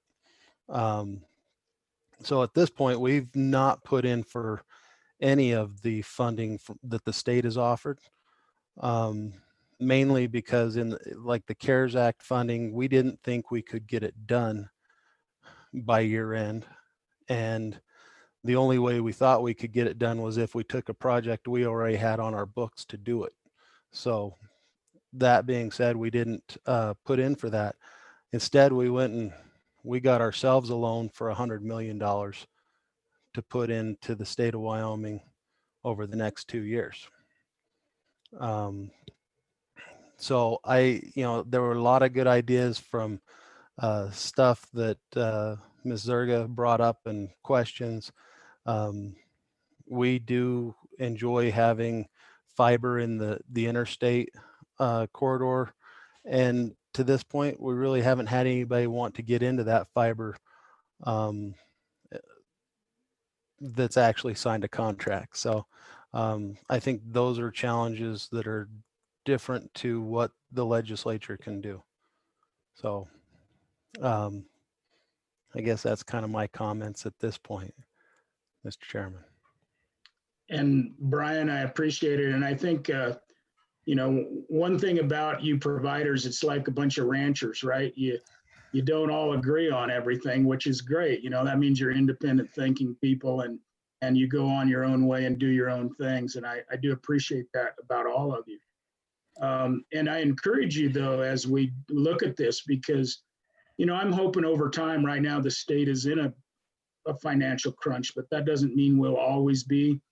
And I think broadband is going to be so important to the development of this state moving forward and to the people being able to be a part of the world, as you well know. I mean, that's why you're in this business. One of the reasons is to connect people. I mean, I think you get a warm feeling in your heart every time you connect another home or connect another cell phone, you know, because you know you're doing what you want to get done.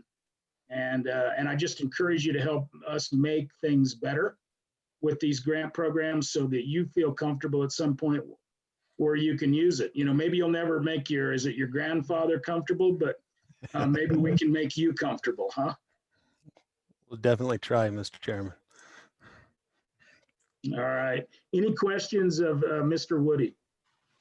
Senator Dockstetter. Thank you, Ryan. Just as a follow-up then, appreciate what you're doing and in your approach to it. So with your program, your loan program, your plan is still to expand out, but not do it in the same time frame. Is that correct? That's correct. It's, sorry, Mr. Chairman, Senator Dockstetter. Yeah, we've got a longer time period in mind just because of the sheer number of projects that we've got in play today.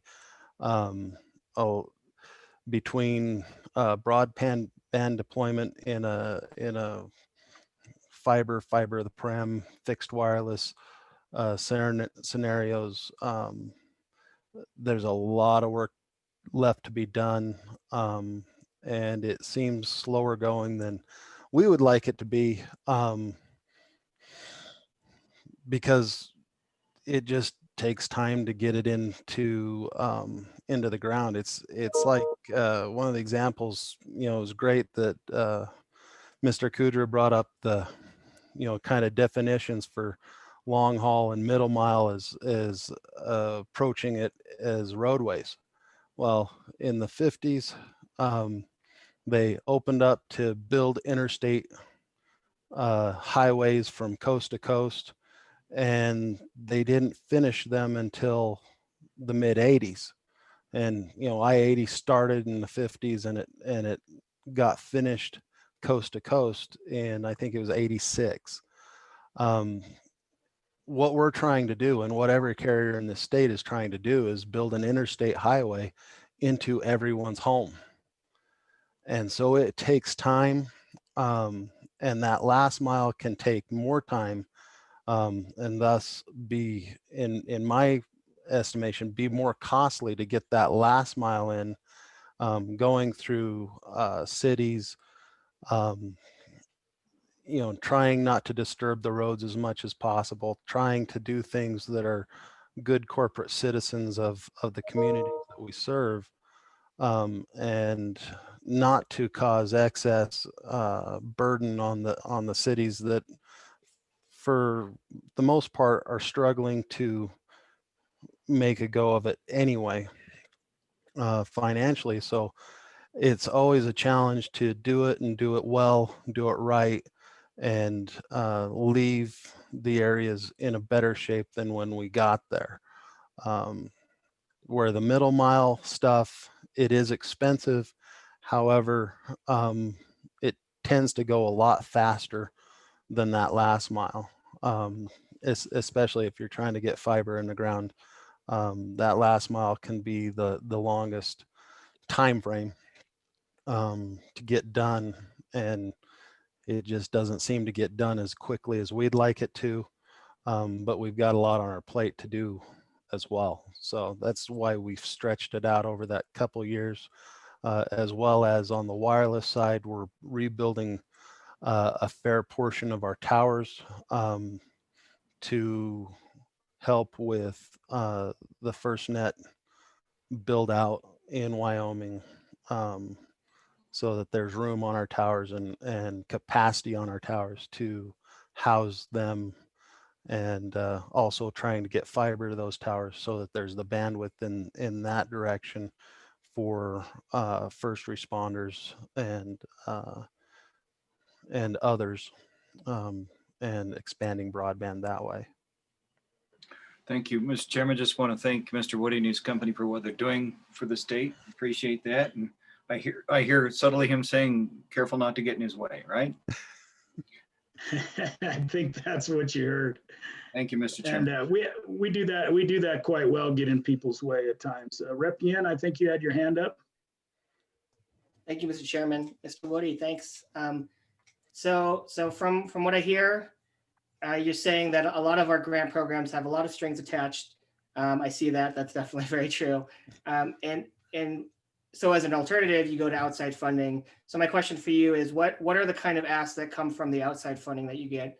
If it's just a loan, is that something that the state could do, is provide low interest loans to help build out this kind of mid-mile stuff? Mr. Chairman, Representative Yin, that is an idea. Definitely we not only borrow from private banks, but we also borrow from RUS, the Rural Utility Service. It does get challenging when you've got multiple loans from multiple places, because each one of them want to have a lien on everything, which is always the case. However, a lot of the times the private institutions are willing to allow banks like the Rural Utility Services to have the first lien on it. And there are certain benefits to doing things like that. With the Rural Utility Services, if you're serving an area populated under 5,000 people, they will give you rent abatement on federal land. So that might be a way, that if it's on state land, that there might be some rent abatement, and that gives the private lenders kind of a warm fuzzy, as it will, as much as you can give private lenders a warm fuzzy, that by allowing the state or the federal government to have the first lien, that they're actually reducing your operating expense, because you don't have to pay leases on that kind of stuff. So that might be one way to do it. The places where we've kind of been burned in the past are like with the FCC's Mobility One reverse auction, which was an auction to serve wireless up to 4G LTE. And we got 6 census tracts in Wyoming, and we've completed it. We were completed, I think, 3 years ago. And the FCC is still holding out about $4 million from that, because they haven't gotten around to paying us. And in the meantime, we're paying letters of credit on that $4 million, the tune of about $250 a day since inception in, I think, 2016. And so that's where it kind of, the strings attached get hard. And I don't know how you can put strings attached on the state side that would incent carriers to ensure that they get things done, they get it done correctly, and they get it done timely. And so those are all challenges that I see this committee trying to overcome. Thank you. And once again, thank you, Brian. There's no other questions. I'll move to our next commenter. And thank you again, Brian. Jody, I think I'll bring you on, Ms. Levin. Thank you, Mr. Chairman. I appreciate the task force giving me a few minutes. I hadn't originally signed up to testify on this topic, but given the conversation this morning, I just wanted to add charter's support for some of the things I've heard. Starting with you, Mr. Chairman, I should back up, Jody Levin on behalf of Charter Communications. In agreement with you, Mr. Chairman, that the statute would benefit from, really kind of looking at the situation in Wyoming today and figuring out why the program hasn't worked and where we need to tweak it moving forward. You've heard lots of comments this morning about how much the state of Wyoming has changed and will change in the coming months. The current program will no longer make sense. It hasn't necessarily made sense because it is overly convoluted. And I was one of those people who, spent a lot of late nights at the Capitol working on that language. At the time, we really did think that this was an effort that would work, and we have found out that it's problematic in many regards. So I would, just echo from a provider's standpoint, the program isn't useful. And I'd certainly, if there is a working group that is established, I'd offer charter's assistance in that regard. There are a number of states that have very active broadband programs, grant programs. And to the extent that those programs make sense for Wyoming's needs, I'm happy to get that information and share it with, whether it's this task force, a working group, the Broadband Advisory Council. Charter considers itself a partner in this state and believes that there are things that could be done to make that program more useful.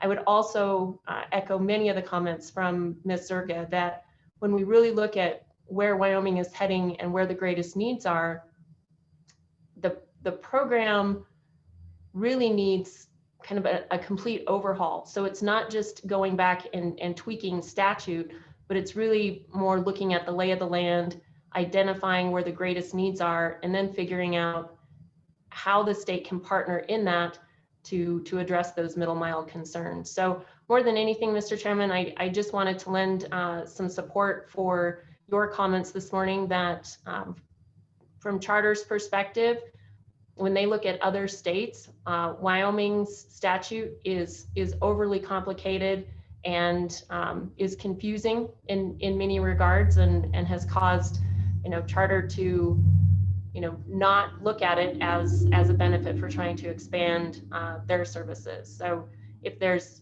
in any regard that we can assist with that, we want to do so.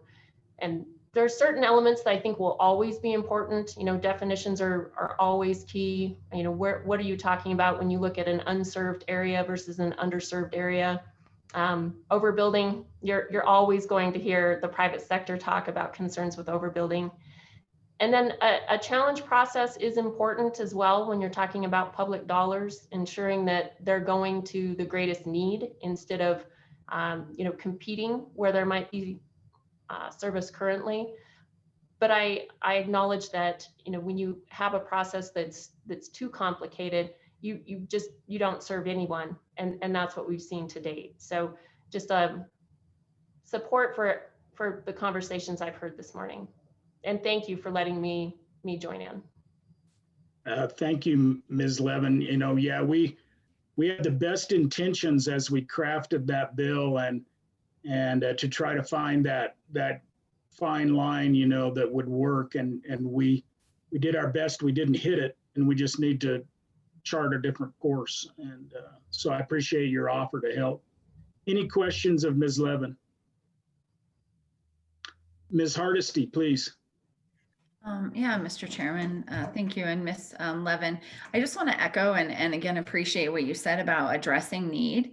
And I know that's been a conversation and what that actually looks like. And really just thinking about what's the multi-sectoral need or multi-agency need or, individual needs in our communities as we're looking to figure out how to, overhaul this and, make it meet the needs of everybody and really incentivize that. So just as a thank you for you bringing that up as part of the conversation, and adding in there the really importance of health and healthcare and some of the needs we've identified that patients are struggling with access we've actually indicated on this call with some of those issues. But, again, thank you for that comment. And I hope that continues to be an underlying conversation we have is about, what are the incentives across the board? What are the priorities, and how strings can maybe be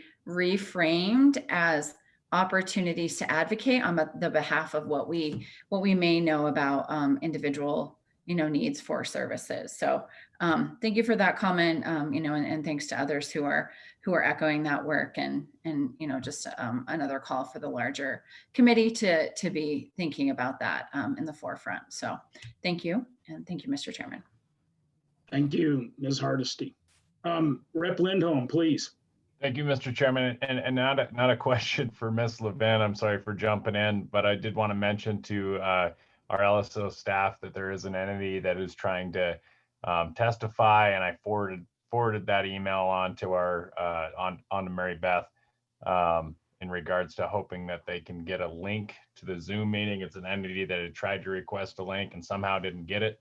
So that approval is required of you, Mr. Chairman, though, to send that link. Representative Lindholm, thank you. And yes, if there's some people that want to provide comment, we may not do it in this public comment section, but we've got several during the day, and we'll fit them in, and they can comment on any one of the topics during any of the time. Representative Harshman, question of Ms. Levin. Thank you.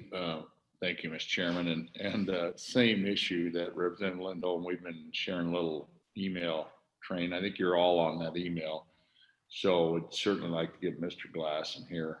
And I just wanted to, Jody, I just want to make sure, are we pronouncing your last name correct? Can you say that for us?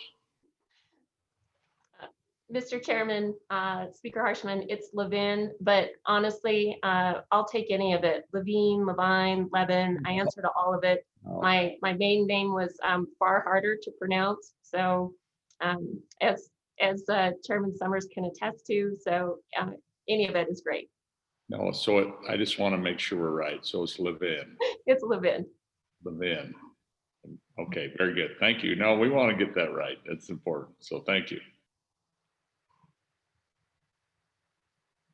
Ms. Levin, it's always a pleasure. Thank you. And yes, I do not track my email during the course of meetings because I don't run two screens. And so if any of you out there see something that I need to be aware of, you probably better tell me, because my focus is on you all and not on my email. So Representative Harshman. Yeah, sorry, Mr. Chairman. I agree. And I think your comments are right on. And I think when people are out watching YouTube and know that the chairman is looking right at this screen for members' hands. And so if folks would just email the entire committee, like Representative Lindholm and I and everyone that received that previous emails, and then we can jump in and help with that. So thank you, Chairman. Great job. Thank you. Thank you. And I do see Troy Babbitt popped up, and I don't know if he, as a state agency, I don't know if anybody wanted to ask Troy any questions regarding this issue, or Troy, did you have something you wanted to bring to the table on this particular topic? As we talked about YDOT quite a little bit, I thought it might be nice to give you an opportunity to weigh in, and then committee members could ask you questions as well. Thank you very much, Mr. Chairman. Yes, Troy Babbitt, Chief Technology Officer at YDOT. I just wanted to offer a little bit of clarification and just follow up on Ms. Zerga's comments and YDOT, where we're at. So I'll be very brief. In the interstate corridors, Ms. Zerga is exactly right. When we have a broadband provider come forth to get into an interstate corridor, some of the requirements is we ask for 3 conduits to be put into the corridor for future growth per se. I'm going to go back to probably about 2015. We had the ACT out of Sheridan was the first one did an I-25 build.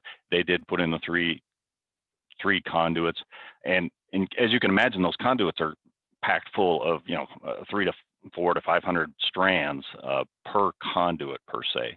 So the way our documentation is written is that if any of the customers require dark fibers or something, the one dig policy, this company was the first in the trench. They're the ones that already did it. They own those conduits. And as you can imagine, we have not had anybody come forward, this is what I wanted to clarify, to YDOT to try and lease one of those conduits. As you can imagine, the conduits would be incredibly valuable with the number of strands that can be put in there. The documentation is written so that if they can't agree on a fair market value on some dark fibers, then YDOT has the opportunity to come in and help arbitrate between the two companies to make sure that hopefully it does become a fair market value for those strands. That's how it works on the interstates. There was some confusion, and we met, the director, Reiner and I met with Lizurga, and on the primary and secondary highways, it's a little bit different. There was some confusion that it was the exact same policy. We have taken a look at that, and I just want to assure you that YDOT is opening to visiting with any service providers on any right-of-way section that they are looking at. And over these past few years, we've really started to document what we know of where some of the service providers interconnects are, so that we don't go beyond the dig once policy for, I know this is not a utility, but for broadband in those right-of-ways, so that we have an idea of who we can tell that provider to go talk to and see if they can lease strands, and we can still continue the dig once policy. Now, the way, just real quickly too, the way it was written, whenever a company comes forward to the state, we ask for connect points anywhere where we think there's an opportunity for a new electronic sign or whatever, a live video feed or whatever, or interchange going a different direction. We ask for a connect, a handhold along that pathway. So as we work with these providers and they work with our district engineers, there's an awful lot of connect points that we've asked for into the future. And I know there's a cost and expense to that. That's part of the state benefit for future connectivity. If in fact YDOT does want to turn up along the roadsides, we still go through the process of bidding it out. We go through ETS's process. We say we would like a connect point, or we would like service at this, whatever that may be, the speeds. Ask for all providers to provide the bid back to YDOT, and we select, working with ETS, our partners in that, as to what in fact it would cost. So we still are another customer paying that whatever comes back, even though we've already assisted trying to get fiber into the right of way. The state in the past, you know, the attitude was we're not going to get into that business. We're working with service providers, and we're still going to lease services from them, and that's how the unified network is built as well. And it's only for 3 years, and we continually, after those 3 years, I say we, ETS is a partner, they go out and rebid those sections every 3 years to try and get a better connect point. So anyway, I just wanted to make clarification of there is a difference on the primary and secondary highways. We have asked to, and I know this is hard to, you know, the line in the sand that we want to draw is the dig once policy. And that's a little bit hard because you never know what the future is going to bring or what kind of boom might come to a certain county or whatever. But in conversations, you know, if that means just putting in a single conduit on a primary, secondary highway, but a little bit bigger with multiple conduits for future growth or strands or whatever that may be, that's what we're really trying to do from the YDOT perspective. And again, our door is wide open to working with service providers on understanding where they want to go and what routes. We do still have to follow, you know, all the permitting processes on federal lands as well. I know that BLM still requires the, you know, NEPA and SHPO requirements, and we have to follow all those guidelines as well. So that's my comment. Mr. Babbitt, thank you. And just I guess a quick question back at you. You heard much of the discussion this morning on the grant program, and maybe finding a way to utilize YDOT or other state agencies. You know, once we identify a middle mile project, you know, is it possible that we could use YDOT to RFP that to be back to the provider, and then YDOT gets some benefit, public benefit out of that project, signs, whatever it might be? So do you see that as some kind of workable option to getting some middle mile out there, as utilizing your agency? Mr. Chairman, I think from our perspective at YDOT, we're opening to any type of a negotiation like that. I think it's a win-win for the state if in fact there is a trade of services. Sometimes that's a challenge just based on where the location is and the cost and the lease that we would be looking at. you know, I'll jump into the WireLink. WireLink at this point in time is still a microwave shot back. We are trying to make interconnect points and utilize fiber optics to get some redundancy in there, but it's a different technology.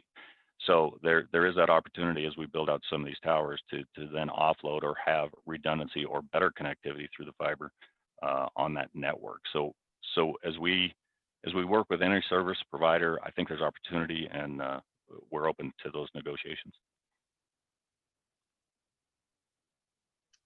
Thank you. Any questions of Mr. Babbitt? I don't see any hands going up. I don't see any further public comment on this topic at this time. We can always, at another public comment point, bring somebody in to comment on this topic. Thank you, Troy Babbitt. Thanks. And with that, what I'm going to do right now is it's 10:33. I think I'll take a break till 10:45. We'll come back. What I'd like to do at that point is I'm going to want to appoint a subcommittee. We're going to take another look at this. But I do want to get the feedback from the task force on what areas we could look at and should look at, and then of course Brian Fuller can write that, kind of mark that down and get a handle on where we want to go and just have a good discussion. So I think we will take a break till 10:45.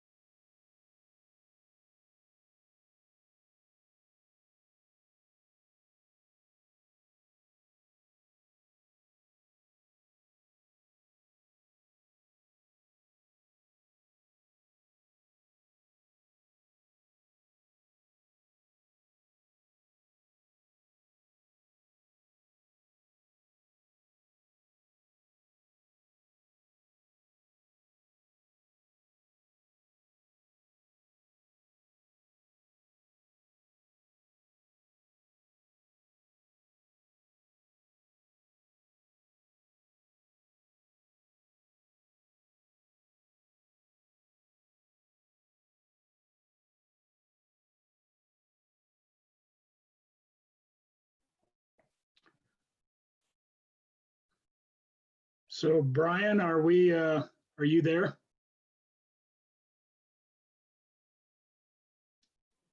I am, Mr. Chairman.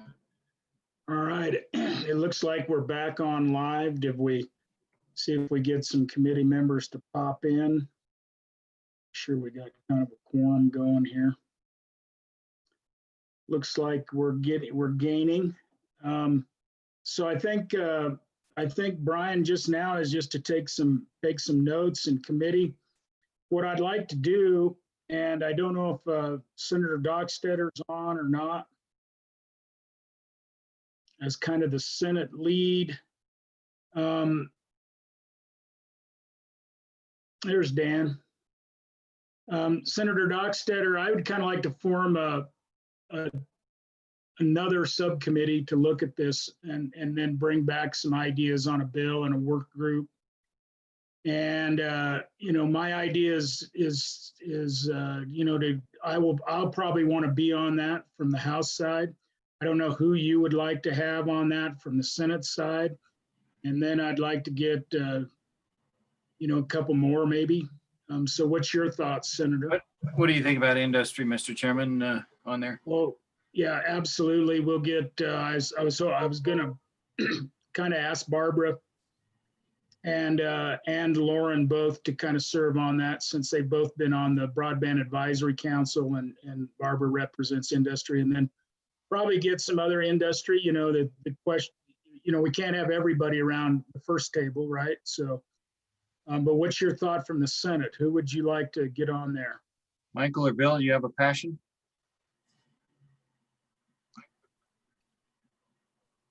Either one of you? Mr. Chairman, I'd be willing to step up. Very good. There you have it. All right, thanks, Senator Landon. I appreciate that. And Ms. Sessions and Ms. Schoenfeld, are you both good with being on that subcommittee? Very good. And I'm gonna, as we create this subcommittee and we go forward, I think we'll bring in advisors, which will include, other participants of industry, and I'll probably bring Rep Yin in and let him sit in on some of that too, because I think it's a good idea hear perspective from younger people at times. Sometimes all of us gray hairs go down one path, and I think it's good to get a younger perspective at times to hear what they have to say. And so that's kind of what we'll do, but I would like to go around the group right now and see what you all think. First of all, I am appointing a subcommittee. I guess I assume that you all agree that we need to work on this, right? Is there anybody out there in the group that thinks this is not something we should do? Rep Lindholm, please. Thank you, Mr. Chairman. I don't know necessarily. I think that there is an extreme amount of merit to the Broadband Advisory Council as far as this grant is concerned. One of the original things that we thought we might be able to do if we were going to move forward in a special session with some of the bills that we had drafted, and in fact, one of those bills had a grab that allocated the 10 million that's in this grant into those CARES Act grants. And that would be something that I think would be more appropriate for those funds to do. Those grants already got an application in place. It's already being utilized. We throw another 10 million out there specifically to expand broadband, which was the intent of the original legislation. So I think something like that I would definitely support. As it stands right now, I'm not going to support doing anything with this grant, because other than a complete rewrite, it doesn't work. Thanks, Rep Lindholm. The one thing I will say is, and I can't speak for the governor's office, I think Rennie McKay is on the line here, but I think they had, I think more than it was money to be put to it, it was the timeframes that existed. I think there was more money that might have been put to it from the CARES Act, but timeframes of the CARES Act didn't allow it. So I think that's as much as maybe you're saying that because of because this is state dollars, it wouldn't matter, but I think we were under some of the same obligations for, I think it could still apply some of those constraints. So I'm sure Rep Lindholm, let's have Yeah. that out. Yeah, thanks, Mr. Chairman. I think, you know, I just a slight pushback, and I know you're not speaking for the governor's office and Randy McKay and whatnot, but there's a ton of programs and a ton of different projects that were denied funding. There was a lot that were given funding, but there were some that were denied. And so there's a definite opportunity to revisit some of those. A lot of those were wireless. And I think there's a lot of merit in those wireless. You know, one of the aspects that was brought up by Mr. Kudra that was really interesting. He talked about how Commissioner Whalen in Crook County had been chasing down this grant program and was going to do it and was asked to stand down when the CARES Act funding came about. And so she did. And she was specifically going after an area to fix that scenario. So she stood down that grant program, that grant application to go after, to let the CARES Act funding go through. And then the CARES Act funding didn't fix that situation at all. So now, because of that suggestion, they're like 3 to 4 months behind from where they were. And with this existing grant process, who knows how long that's going to take. Whereas the existing CARES Act funding program, I think there's a lot of merit in trying to shove this money that direction, and just seeing if the executive would be willing to open it back up for an additional 10 million to see if there'd be anybody interested. As much interest as we had, the fact of the matter is we denied applications. I don't think it'd be a problem finding people that would be interested in it. I guess I'm of the opinion. Thank you. Senator Dockstetter, did I see your hand? Just really up? quick, before we go further, we had brought Senator Wasserberger on as our school connection. And as you venture into this, do you see a necessity to involve our schools? Senator Wasserberg has a direct connection and a lot of experience there.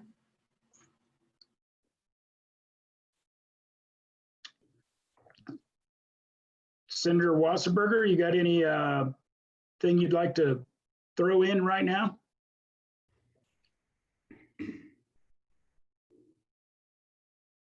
You're having a hard time with your vote. So I'll go to Ms. Schoenfeld. I saw her hand up, and then I'll come back to Senator Wasserberg.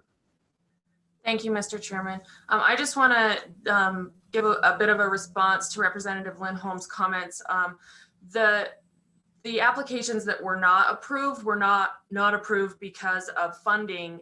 We actually had additional funding that the governor's office had potentially given to these projects. It was more along the lines of what they were serving or were not serving, where services were already going to be, if there was going to be overbuild, potentially not responding properly to the application. So it wasn't around not having enough money to cover the applications that were given. There were other issues within the application process. And I know Ryan would be more than happy, and I would be more than happy to sit down and go through some of those if you have more specific questions around that. So I don't know if the additional money will assist in anything. And a lot of those applications, Ryan actually went back to the applicants and said, hey, look, we are already showing coverage here, but we'll accept your application if you adjust it in these ways. And there were providers that said, no, we're not interested in doing that. So they were very, very flexible in those funds and how we could get them out the door. And so just as a note, we have this as an agenda item. I think so we can discuss some of that all later. I think Rep Lindholm is saying maybe this 10 million should go in that pot, you know, if we want to use it. I'm going to go to Senator Von Flateren first, and then I'll come back. And I got to get back to Senator Wasserberger too. Thank you, Mr. Chairman. You have to remember this CARES Act money is federal money that can be spent directly to providers, where the state money has those constitutional issues and can't be moved over to the CARES money because of that exact reason. So don't think you can move the state money over to the CARES money. Thank you, Senator. Senator Wasserberger, I'm going to try again. Thank you, Mr. Chairman. I was actually looking at the bills that we had when I was called on, so I had to get out of a lot of different displays before I spoke. But the issue is many of the schools are so remote that maybe the best way to help provide internet access is through wireless, and it might be cheaper to do that. Now I know that at least in Campbell County, we have all of our schools provided with internet, but I question whether or not that's the way it is everywhere in our state. And so also, I was wondering where we were on the issue of providing internet to buses that were moving through our state. Our students spend so many hours on buses, and I was wondering where that issue is. So Senator, I think that issue we'll talk about later. We had a kind of omnibus bill that we never really finished and talked about. It was Rep. Harshman's bill. We're going to go through that. That issue isn't in that bill, but I think it's deals with that area where it's kind of a government providing. So I think we can certainly add that in there later. So Rep. Lindholm, you want to come back here on this right now, or? Yeah, if I could, Mr. Chairman, I would just make Please. the point that if the denials that were made saying, hey, update your application or it's not needed in this area, is a really good demonstration of why this grant is not needed. If I mean, the reality is the CARES Act grant was the easiest of the easies. It was essentially free money, put fiber in the ground, run the ball. And if we've got providers that were not interested in those funds by adjusting their application whatsoever, then they're not going to meet this height. They're not going to care to meet this height. They're not going to care to even apply for it if it's as easy as that. And there's no way that we can make, with our constitutional mandate, as Senator Von Flateren brought up, there's no way we can meet the constitutional mandate to make it any easier. So with that being said, Mr. Chairman, I don't see that there's much merit in moving forward with updating the grant besides returning the grant back to the general fund or wherever she came from. Well, Representative Lindholm, once my internet gets better and your internet gets better and Representative Harshman's internet gets better, maybe I would go down that path, but I still think there's a need out there. And I do think we can make an attempt at fixing this. And so does anybody have any comments before we kind of move on? In other words, do you have any comments on specifics on that this subcommittee should look at if you're not on that subcommittee? And I think Rep. Lindholm made one, which was you eliminate the program, you either roll it into the CARES Act or you get rid of it. That is a suggestion. And it is a viable suggestion, right? I mean, it is a viable suggestion. So are there anybody else that's not on that subcommittee would like to weigh in on anything?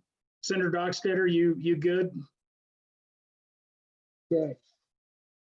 So I think with that, we'll move to agenda item number 3, which is Connect Wyoming update.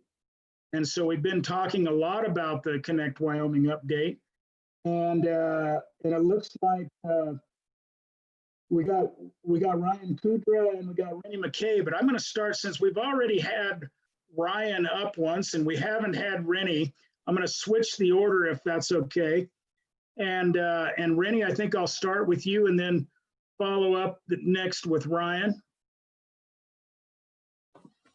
Thank you, Mr. Chairman. And just quickly, Rennie, once again, just from the task force and from myself personally and from people in Wyoming, I want to thank the governor for initiating this program, for getting it out the door, for working through the challenges that you found during the process, and continuing to, I mean, even as of yesterday or the day before, kind of fixing some of the last of the quirks in it. So we do really appreciate your effort that you put into this. So Rennie, please go ahead. Great. Thank you. Mr. Chairman, members of the task force, my name is Rennie McKay, and I'm Governor Mark Gordon's Policy Director. And I'm stepping in here for Rob Krieger, who's the policy advisor in this area. And he's out on a recruiting trip right now to try to bring another company here to Wyoming. So good news there. Also wanted to congratulate Representative Lindholm on that announcement today about Kraken.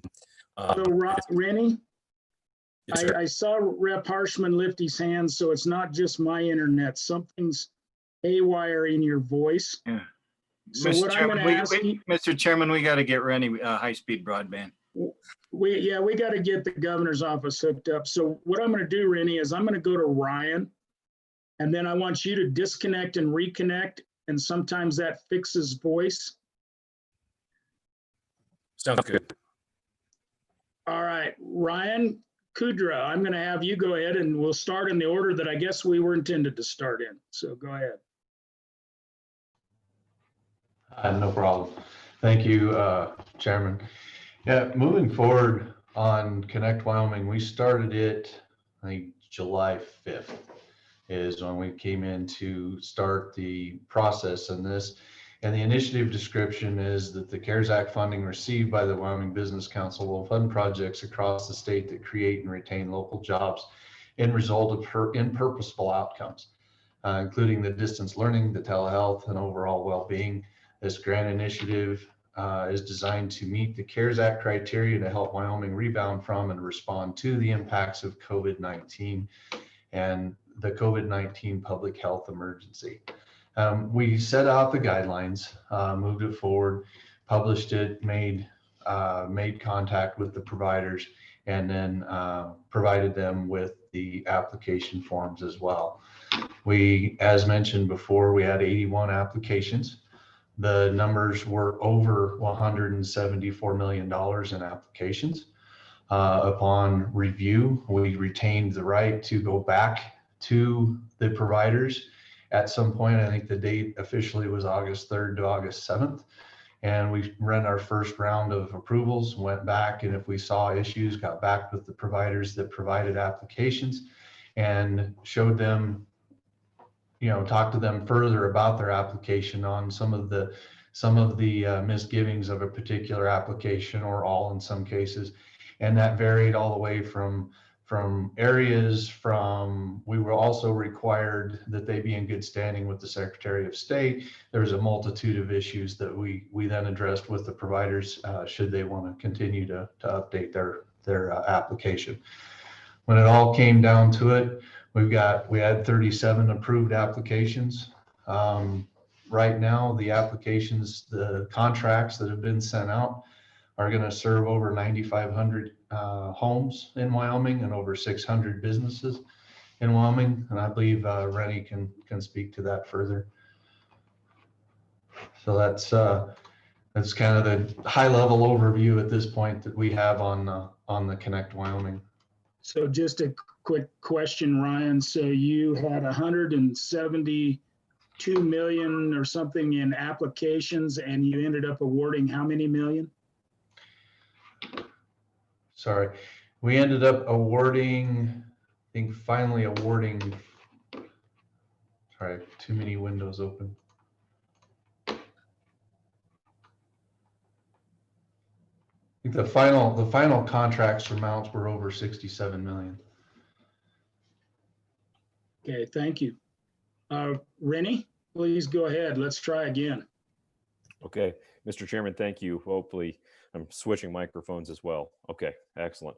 Well, just wanted to thank all of you again. My name is Rennie McKay. I'm Governor Mark Gordon's Policy Director, and I'm stepping in for Rob Krieger, who was the policy advisor who worked on this issue with Ryan and the Business Council and the providers. And Rob is out on a recruiting trip trying to bring a new business to Wyoming with the CEO of the Business Council, Josh Sherrill. So exciting there, and also exciting news that Representative Lindholm mentioned. Wanted to congratulate and thank him. I believe that wouldn't have happened today without his leadership and the work of the entire legislature. So thank you all. Some good things are happening in the economic development diversification world, despite all of our challenges that we are facing. I just also wanted to thank this group. I don't think the broadband access would have happened without all of your work either in the guidance that you provided to our office. So again, just that overview. The reason that Connect Wyoming happened was because as we work through COVID-19, we need those virtual capabilities to add to people's everyday lives for healthcare, for education, for work.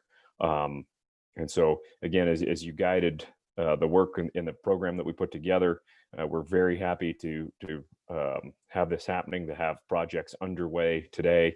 I think Ryan may have hit this. I missed some of what he was saying, but again, had almost $200 million in applications. Some of those were competitive with each other, so they couldn't all be funded. And then there were other challenges that Ryan or Commissioner Schoenfield could get into, but really do feel that this is making a significant impact in communities. Just a few of the counties that this is going to add broadband access to: it's Lincoln, Johnson, Campbell, Crook, Goshen, Converse, Albany, Platte, Sheridan, Sublette, Park, Bighorn, and Niobrara. So I think those are great things that are happening here for Wyoming. So appreciate again everybody's work that you did to help us move this along. Thanks, Rennie. And I think eventually that Congress will pass another COVID act of some kind. We don't know whether that'll be pre or post general election, but I think it's obviously going to happen. There's still a very real possibility, I think, that an extension could be granted to those deadlines. We don't know what that might look like, but I think it's a possibility. And I think as we get into that the actual bill, one thing appropriations did is they have a bill draft that's just sitting there. It was kind of a special session type of bill draft, but that really talked about, if there is an extension, let's use some more money for this CARES Act broadband program. And so my question, I guess, to you is, if this or other money becomes available, is the governor's office, would they be behind providing some more money for broadband expansion through a similar grant program, a phase 2, let's say? Mr. Chairman, just to clarify, is your question is would we use out of the 1.25 million more than 100 million, or would we? Right now, just to tell you, our plan is that if Congress acts and extends that deadline, we'd like to open up the application period again for companies that could do a build during that extended time period. The Senate bill that died had that period extended to the end of September. So that would be the plan if we do get an extension from Congress. So Rennie, that was exactly my question. Do you propose a phase 2, which you just said you did? You would put in another 30-some million. If there's further federal grant money that might apply to this, I think you've heard from everybody that this is a successful program. And so I'm hoping that we, in one shape or form, whether it's just a recommendation at the end out of this body, that we consider more programs like this for broadband. I think that would be well received by the governor. Is that fair? Mr. Chairman, I believe so. I think one of the conversations we've had recently is putting together the larger strategy as we can get broadband out into these communities. What are we doing from there to also expand the economy and make sure that we've got strong communities? So I think it's a part of a larger conversation, definitely. But I think the CARES Act dollars are certainly funds that allow us to work at a very high speed to try to advance this interest. So I know that the governor would be interested if you want to pursue something beyond CARES Act, hearing some thoughts about and hearing from industry too about what's the future of this. Is this a foundation that they're ready to expand on? Is this a sustainable build for decades to come, that they feel that they can bring in the revenue to sustain the access and to make that affordable as well for those folks who now have access to it, so that they are really using it. Thank you, Rennie. Does anybody have any questions of Rennie or Ryan on this topic? Not? Okay, I appreciate that. What I think we're going to do is we may come back to you, either one of you, but kind of what I want to do is take some public comment. And then I'm going to ask the committee, the task force, if we would like to make a recommendation to the governor that if more funds become available or if there's extensions, that we would like to see this program continue to provide some more dollars out and some more broadband out in the world. So I think with that, we'll go to public comment. And let's see, I see Mr. AC, I see him up and running. So maybe I'll go to him first. Bruce?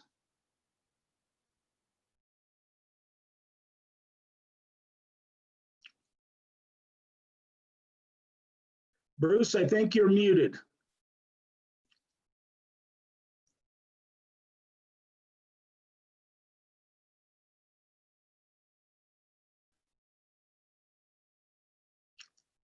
Mr. AC, you're still muted.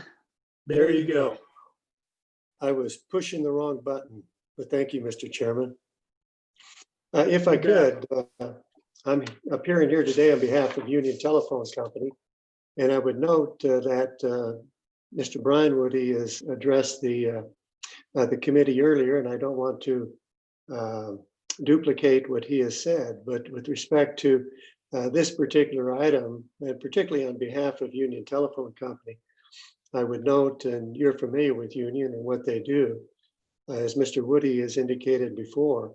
I mean, we spend about $20 million a year of our own money with respect to the build out of communications in the state, and particularly use funds not only from the Connect America Fund, but the ACAM and ACAM2 and BDS.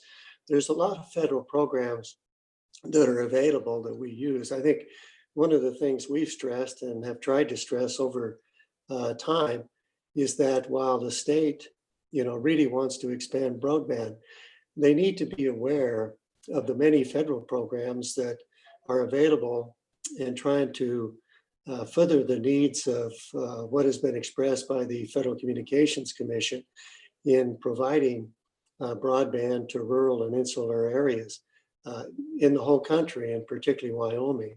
And so we have been part of that.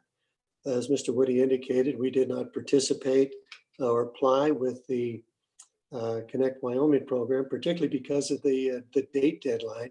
I would be very interested in participating if the dates are extended so that we can move forward. But all of the projects that we had were already identified. We're moving forward with them. And it's certainly our understanding of the CARES Act and the Connect Wyoming program that when we have identified programs and we have committed money for those, that was not an appropriate project to use and be consistent with public funds and public monies. And so we declined. But if in fact, as you point out, that is extended and it's reopened, certainly in addition to ACAM funding and federal funding that we use, this would only extend the opportunity that we have to provide funding in the state of Wyoming. So we're very excited about that and hope that that's available. Again, I'd like to emphasize that while we didn't participate in Connect Wyoming because of the funding and the build out that we're accomplishing now, we have $100 million that we've just acquired that we're going to be using to extend broadband and wireless in the state. And so we're very excited about meeting some of the very, criteria and goals that you've expressed and the committee has expressed today.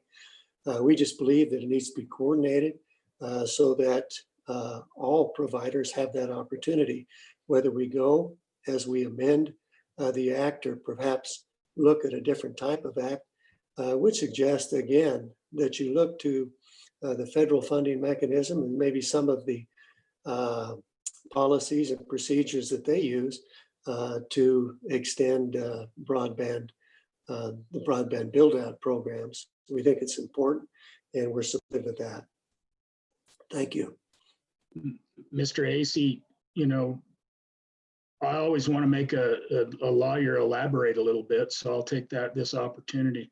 I think on the federal funding sources, what specifically that are in those grant programs do you see as something that the state of Wyoming should consider with either a CARES Act program or maybe any other broadband grant program? So what little nugget can we get out of the federal?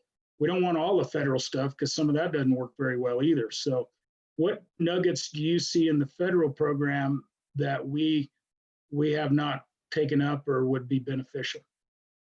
Well, two aspects that you've and the committee and the commenters have identified already today, particularly, is that it has to be open to all providers in the public. So everybody has a fair opportunity to apply and to,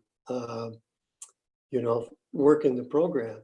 And to do that, as has been provided, I think, while I've heard your concern with respect to avoiding duplication and that type of thing, I do think that's an important aspect that needs to be incorporated in any program. But the idea that it's open to everyone and everybody has the opportunity, the one aspect that we really like and is very successful is the idea that it's a bid process, that the area is identified, all providers have an opportunity to bid, and then the successful bidder is selected and the project moves forward. And particularly, a concern has been raised today with respect to the funds are there, nobody commits. With respect to the federal funding, there are commitments, and the successful applicant is obligated to make and meet the guidelines that they have committed to. I think that's a very good aspect of the programs that I think your committee and the subcommittee should keep in mind as they go forward. Thank you, Mr. Acey. Are there any questions of Mr. Acey? Not, I appreciate your time. Thank you. Thank you, Mr. Chairman. I guess next I see on my screen Mr. Glass. Mr. Glass, even though we're on a different subject, if it was the last, you can speak to any or all of them at this time. Go ahead. Thank you very much, Mr. Chairman. My name is Brett Glass. I own and operate Lariat in Laramie, Wyoming. I'm taking time out. You can see I'm in my work clothing from busily putting more things up onto people's roofs and getting more people onto the internet. We have someone that's bothering us repeatedly by text to get them online this afternoon, and we hope to go and do that. In any case, I wanted to comment on a couple of the items. This one in particular, the Connect Wyoming program. Our company does not believe in general in feeding at the government trough, not only because of the strings attached to the money, because we believe that broadband providers should be sustainable, and we shouldn't be relying on government funding in order to provide good service and to do what we do. However, we did apply for some of the CARES Act funding, and our thought for that was that maybe we would be able to deploy in places where it was not economically feasible to do it otherwise, and people were making special extraordinary demands. We might not even keep the customers in the long run, but they were making extraordinary demands of us because at least temporarily they needed to school their children and telework. And so we went ahead and we did apply to the Business Council for some of that funding, and all of our proposals were denied. And the reason why they were denied, unfortunately, is because the Business Council misinterpreted the federal FCC Form 477 data, which has very specific criteria for how you report it, to say that areas were covered when in fact they had the potential to be covered, and the FCC mapped out those areas as well. We'd like to see the program reopened and our applications reconsidered, because we have people in those areas who are asking us for more broadband, at least temporarily, for higher speeds, for more deployment, and we would love to do it. But we recognize that, again, it's not economically feasible to do that without the CARES Act funding. So we would like to ask that that be done. As for some of the other comments, I'll reserve comment until some of the other comment periods, but I do hope you'll consider doing that. We might as well use this federal money to handle the crisis, which will probably go on at least till Christmas and maybe into the following year. Mr. Glass, I appreciate your comments. And one thing I took out of that is we need to look hard at what maps we use that tell where broadband is and is not. Is that correct? Is that what you said? That is correct. The FCC, I think, wanted to paint a very optimistic picture in its maps. It stated that you should count a census tract as being covered if you could cover a single person in that tract, and only if you could, not just if you did. In other words, if you could deploy it, say, within a month's time, that would be sufficient to qualify it. So you wouldn't be covering that area yet, but you have the potential to be able to do it in a certain reasonable amount of time. And so we were very careful. We spoke to the FCC staff about it, and that's what we reported on our Form 477. But we were informed by the Business Council that our proposals were not being considered because the FCC map showed those areas as being covered. So it's very important. We think that the Business Council made a mistake there in not noting the differences between the temporary demand and the long-term demand, number one, and number two, between the state criteria and what the federal government criteria were for reporting on Form 477. Okay, thank you, Mr. Glass. Are there any questions of Mr. Glass? Not. I appreciate your patience getting on. I'm sorry I didn't have my email on to see that you wanted in, but others did, so glad that you joined us. Next, I'll go to Ms. Zerga next, I guess.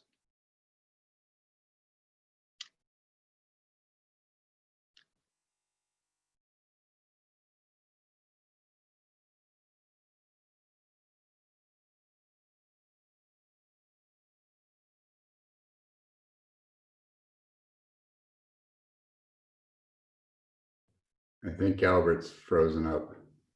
Well, no, there we go. I think I was kind of, go ahead, Ms. Zerga. Thank you, Mr. Chairman. I think that was on my end. Apologize for the delay in getting on. Just very briefly, as I indicated before, should additional federal legislation come down that extends that CARES Act deadline, there were several projects that were either not applied for or that were applied for and granted, but could not be completed in the deadlines of December 30th. So if that is extended, I know the carriers I represent, YTA, would welcome the state having an additional round two, if you will, of CARES Act dollars to connect Wyoming, because there are additional projects that could be completed, perhaps even some middle mile projects if we can get beyond the BLM permitting issues. Ms. Zerga, thank you. Any questions of Ms. Zerga? If not, thank you for your comments. And with that, I will go to Brian Woody. Mr. Woody.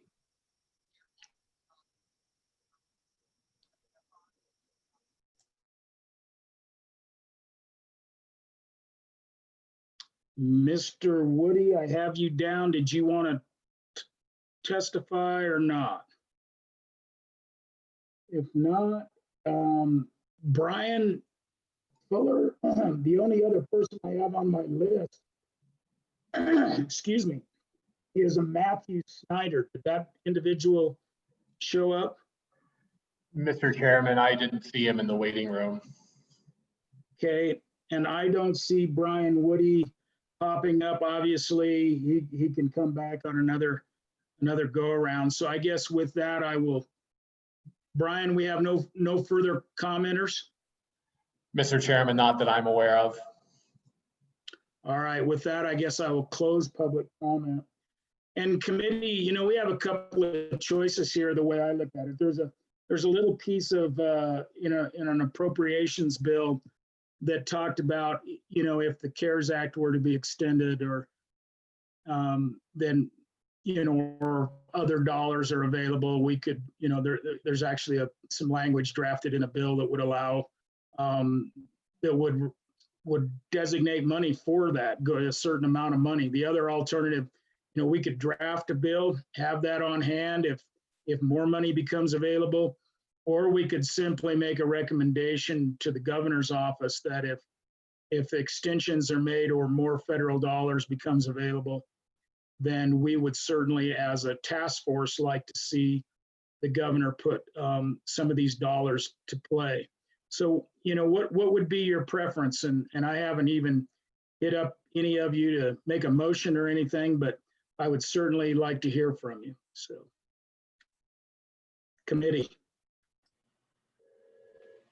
Senator Dockstader. Mr. Chairman, this is maybe the first time it's my understanding that we had taken care of everybody, but it sounds like there's additional interest, and I'm not sure if we go back in and do it as a directive, if we have to legislate it. I'm not sure on this. So Senator Dockstader, I think we can make a recommendation to the governor that we've already provided him appropriation language, you know, so if there is money, that doesn't mean during session that we don't go in and reappropriate money if that extension is made. That's why we may want to have a bill handy, and I may draft a bill just in case, a personal bill. But I think certainly as a recommendation out of this group that if that extension occurs, that we believe there's value in funding more of these CARES Act grant program projects, I think that's a worthy thing, but that's something I'm asking this committee. Senator Von Flateren. Mr. Chairman, I think this is a recommendation because the earliest you could possibly do a bill would be mid-February, maybe, you know, saying this is going to activate or be done with all that is necessary. So I think this should be a recommendation to the governor. Fair enough. Would anybody like to, I think that's a motion and a second by Senator Landon. Any discussion? Barbara, Ms. Schoenfeld, Ms. Hardesty, any thoughts? Let's try to get a little more. I see Barbara, go ahead. Thank you, Mr. Chairman. I would echo, I think, what I'm hearing everyone else say. From the provider's perspective, I am also hearing that if there is an additional eligibility period that they would participate. I think there's many more projects out there that we could get done. Good enough. Thank you. And Representative Lindholm. Thank you, Mr. Chairman. Can you just repeat the motion as in full? Representative Lindholm, it was Senator Von Flateren's motion, but I would say that the Broadband Task Force would recommend to the governor that if the CARES Act timeline is extended and or additional federal monies become available, that he look to broadband as an area by which to use some of that money for an additional phase 2, call it a phase 2 Connect Wyoming set of projects. Senator Landon. Mr. Chairman, I think that's exactly what the senator said, and what I seconded, my golly. I think you did a great job of capturing that, and I want to tip my hat to the executive branch. I think they've done a great job thus far of getting some of this rolled out. So, no, I think you're spot on, Mr. Chairman. Thank you. Mr. Chairman, that's exactly what I said. Thank you, Senator Von Flateren. I appreciate that. So I think with that, are there any other comments? If not, all those in favor of that recommendation, raise your hand. Looks like it's almost unanimous, not quite. So it passes. So Brian, did we do good there? Did you kind of capture that, and we can get that out, and I can sign whatever I need to sign if I need to sign it, we'll move along. Ms. Sessions, please. Thank you. Just, Mr. Chairman, just one other comment before we move off of Connect Wyoming, if I could. I think we've done a really great job of getting those contracts out finally. I would just like to see us continue the progress to the end of the road and make sure that we're working with providers to ensure that they have a method to submit for reimbursement. Make sure that gets out. So I'm going to go to Rennie. Is Rennie still there? Mr. Chairman. Rennie, thank you for coming back on. You know, there has been some challenges in the contracting. I think we've all had frustrations at each other over time, and certainly I don't have to be in the bureaucracy that gets this done, but we do appreciate what you've done. But as Ms. Sessions said, hopefully you guys are working through some of those issues now. Mr. Chairman, yeah, absolutely. And just appreciate the earlier we get flagged by an issue by a provider, the sooner we can try to address it. But we obviously had to make some changes from the standard contract language to address some of the needs of the providers. We were able to do that to help move projects along. And so now I believe we're out of the contracting phase, is if what Ms. Sessions would be referring to, and just in a payment processing phase. So I think as long as we believe we have that ability to do that per the contracts that were approved, and so we do think that can be managed, but do urge any provider that's having an issue to get right in touch with our office and with the Business Council. Thank you, Rennie. And you know, one thing I want to say, and I really appreciate as we've worked through this and I've come to understand more of it, as if we do have a phase 2, if we're fortunate enough to have a phase 2, the contracting is a challenge, but it's not just a challenge. And I'm going to say this, it's not just a challenge for the Attorney General's office, but many of these providers also have their own legal staff, right? And so you get this back and forth that can happen, that can cause delays. So it's just, some of it's just a function of the way it is, right? You know, I mean, each side, the state's protecting its interest, the provider's protecting its interest. In the end, we want to get it done timely, but we have to also be respectful of the job of each other to reevaluate those contracts. So I appreciate that going on, and I know that if we go into a phase 2, one, you've kind of built the cart, right? You know, we know how to pull it, and so I think it'll make a difference in future contracts. Wouldn't you agree, Rennie? Mr. Chairman, absolutely. And so again, too, I think there's, as you mentioned, that hopefulness for phase 2. We're very hopeful that Congress does extend. And the other thing that we hope that would be included in that, and we're already working with BLM though, is some of that right-of-way work. And we have heard discussions that if Congress does this extension, so we could do a phase 2, they may also include some language in there that would help us move through some of the right-of-way issues with the BLM. So we're very hopeful on that front. Yeah, I think Representative Harshman has worked really hard on that angle with our congressional delegation to try to see if we can get some movement across federal lands during this COVID process with broadband. So I'd like to tip my hat to Representative Harshman for his efforts with the congressional delegation.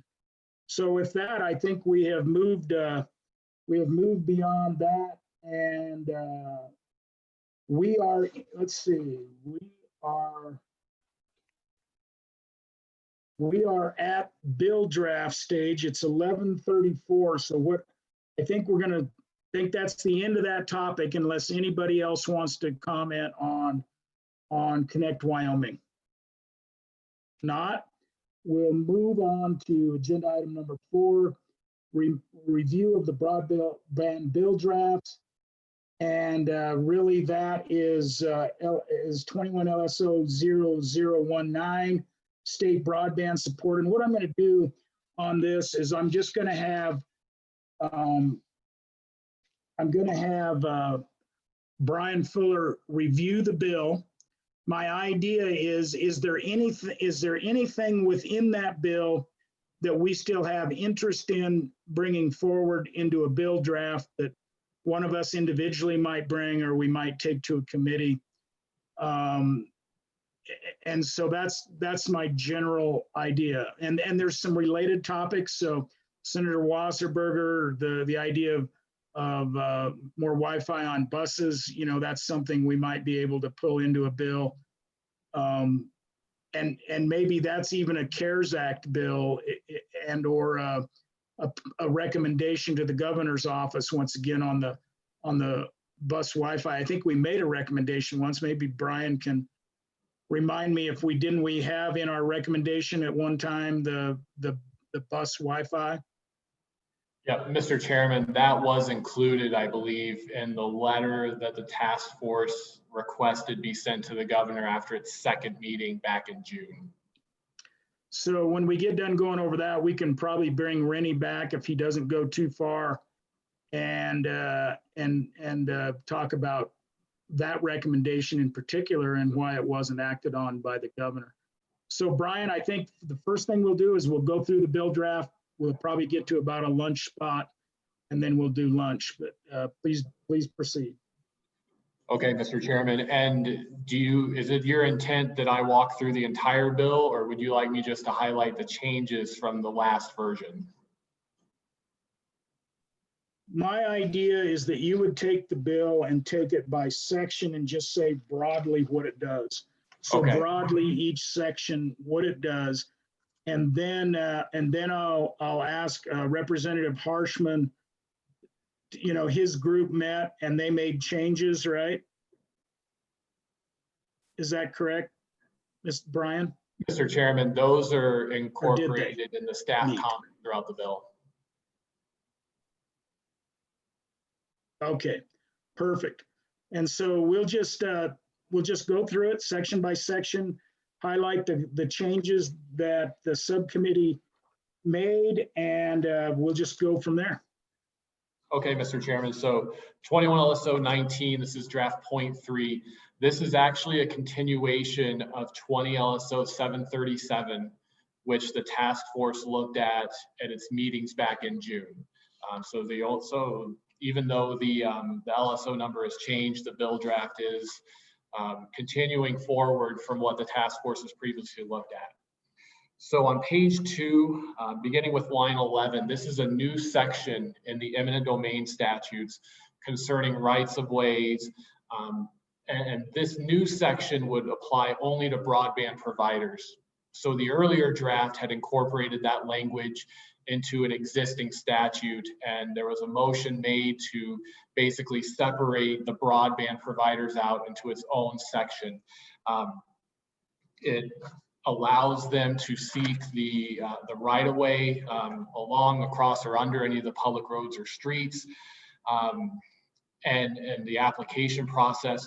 This language also specifies that once a broadband provider applies, depending on to whom they're required to apply, that entity must grant or issue any necessary permits or authorizations within 15 days after receiving the application.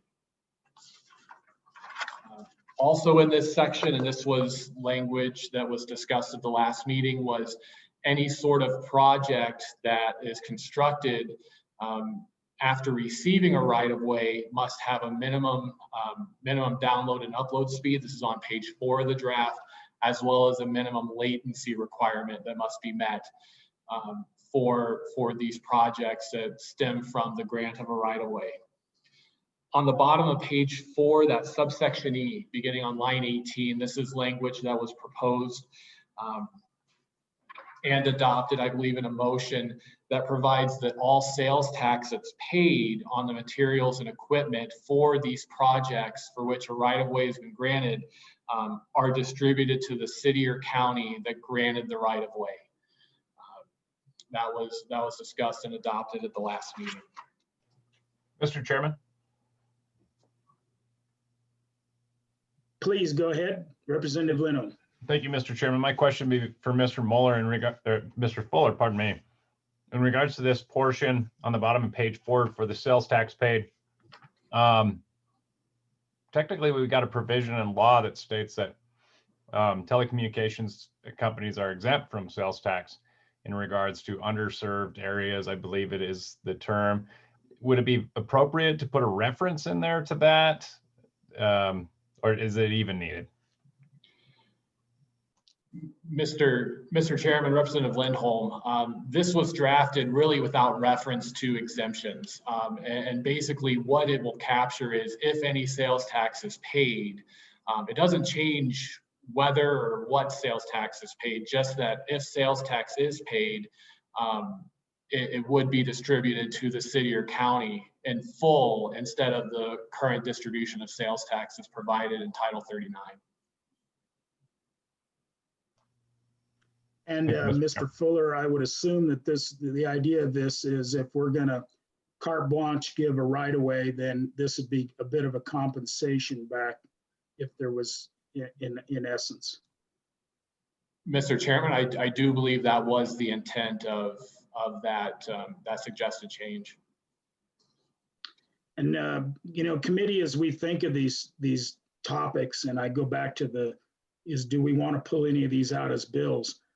To me, this is a completely separate bill idea because it has its own pluses and its own minuses. And so anyway, Brian, please continue. Yeah, Mr. Chairman, moving on to page 5, line 2, this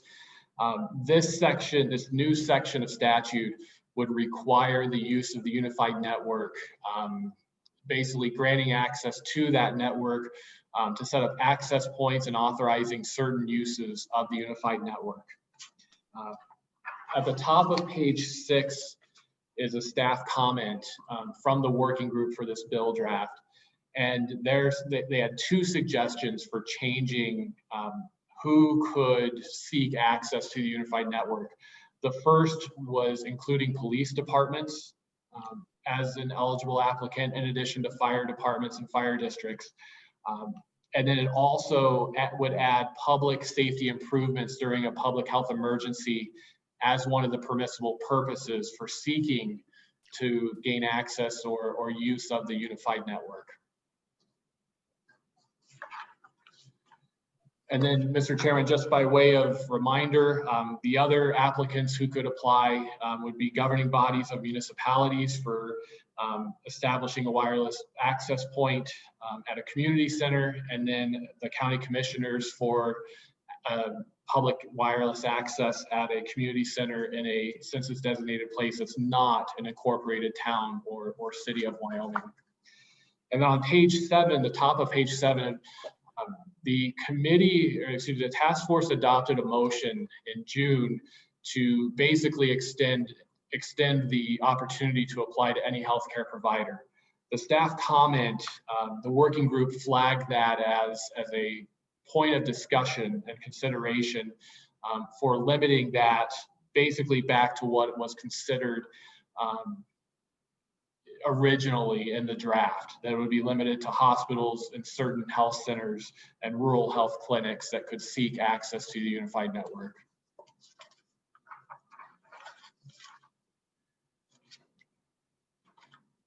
And then, Mr. Chairman, moving on to page 9 is the next staff comment.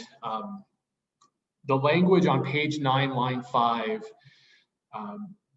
basically says that if the unified network is expanded, if its infrastructure is expanded for a project under this section, that there must be an opportunity given for the provider to include its fiber in the construction of any project. The working group suggested one change to allow a broadband provider to utilize any installed fiber that that is installed in the conduit for up to 20 years after completion of the project.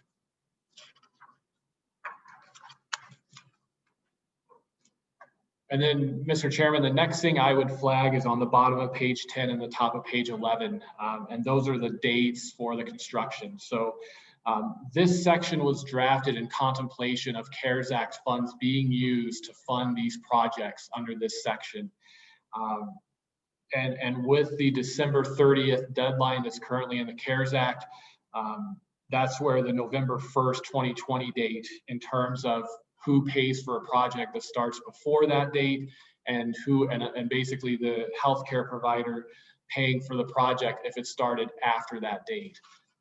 And that's on the top of page 11. So that's just a flag for the task force to consider if it wants to further examine this section. Those dates would likely need to change. And then one other change, Mr. Chairman, to this section based on a comment or suggestion, I believe, from the working group and I believe discussed at the task force meeting as well, was changing the reference from telemedicine to the broader term telehealth. For being a permissible purpose for this project. Moving on to page 12, line 13, this new section is basically the dig once policy. The language that would require WYDOT to include conduit on all new road construction or new lane construction for projects on or after August 1st, 2020. That's another place where the date would need to change if the task force elects to move forward with this language. Moving on to page 15, line 6. This is a newly created section that would limit fees or rents for using state lands for constructing broadband infrastructure or cellular towers on state lands or school trust lands. The one change that was made in the draft from the last version is on page 16, line 2. And this provides the previous version of the draft said that no fees or rents could be charged. The task force adopted an amendment to change that to 1% of the reasonable market-based rate as what could be charged for the use of those lands. Rep. Lindholm. Thank you, Mr. Chairman. And to Mr. Fuller, I remember there was we had quite a bit of discussion about that, and we thought about doing $1, and I just can't remember. In fact, I think I might have even been in favor of the 1%. I was wondering if you had the notes on that. Mr. Chairman, Representative Lindholm, there was a lot of discussion. I believe $1 was included. I don't recall off the top of my head why the 1%, but I know there are other provisions of lease statutes that based it on a percentage. In fact, I think there's one in this bill that talked about, I think, 50% of the market-based rate. I don't recall exactly the 1% figure, but I believe that was the genesis of that, of where that came from. And Mr. Fuller, obviously, we have to constitutionally on state lands do certain things, but so there's other justification within the language here to help justify why we do that. Maybe just go over that as you go through there. Oh, sorry, Rep. Lindholm, please. Thank you, Mr. Chairman. And yeah, I appreciate Mr. Fuller's explanation. It is coming back to me. We do have to have something in there, and we went with a percentage because other statutes specifically cited a percentage versus an actual dollar figure, and we did want to make it as low as possible. And so I'm starting to remember the conversation now, and that was what centered around it. Thank you. Yeah. Go ahead. Yeah, Mr. Chairman, just in response to those issues, you are correct. The previous bill outlined the constitutional provisions that may come into play with a low or significantly reduced charge or fee or rent for using those state lands. The language on page 16, line 17, I believe is what you were getting at, Mr. Chairman, in terms of any broadband infrastructure or cellular tower that's constructed under this section with that rent must be maintained for the benefit of Wyoming residents, students, and businesses if it's on state lands. And then moving to the top of page 17, it must be maintained and constructed for the benefit of public schools and students if the construction is on school trust lands.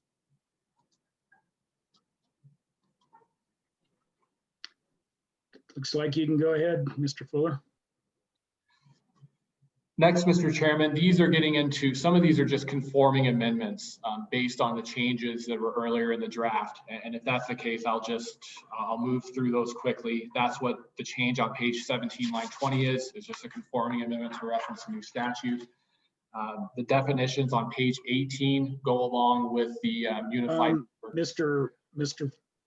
Mr. Fuller, so on page 17, so this is condemnation. So I think, and that is, the right of way isn't just the government giving up the right of way.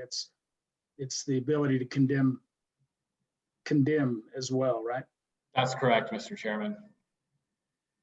Okay, this is the full Monty. Go ahead. Yep. And then, Mr. Chairman, page 18, line 6, these are definitions that go along with the newly created statute for the unified network. So that's what the definition of the broadband provider, community center, and then telehealth as well. And that definition is based on the change from telemedicine to telehealth to account for a broader scope of services that would be used for the unified network. Moving on to page 20, this is an amendment to state that the unified network is limited to use only by, and then it outlines the entities that can use it. On page 20, line 13, it would just state that any entity that's granted access to the network under that statute can access it. The staff comment on page 20 is from the working group. And this would be the language that would require the Department of Enterprise Technology Services to establish the public access points for each school district. And I know there's other language in the joint appropriations bill that's being considered. This was just language that would make it a duty of ETS to do that. It would require the department to procure, operate, and maintain the necessary equipment for providing public internet access at the school facility and the parking lot.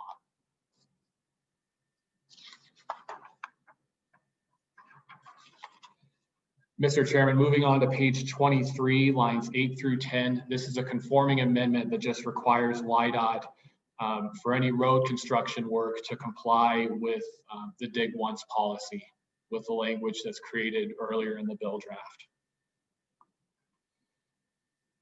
Page 23, line 12, this is the section that regarding WYDOT leasing excess capacity on any of its communications infrastructure. It would state that a broadband provider could apply versus a telecommunications company.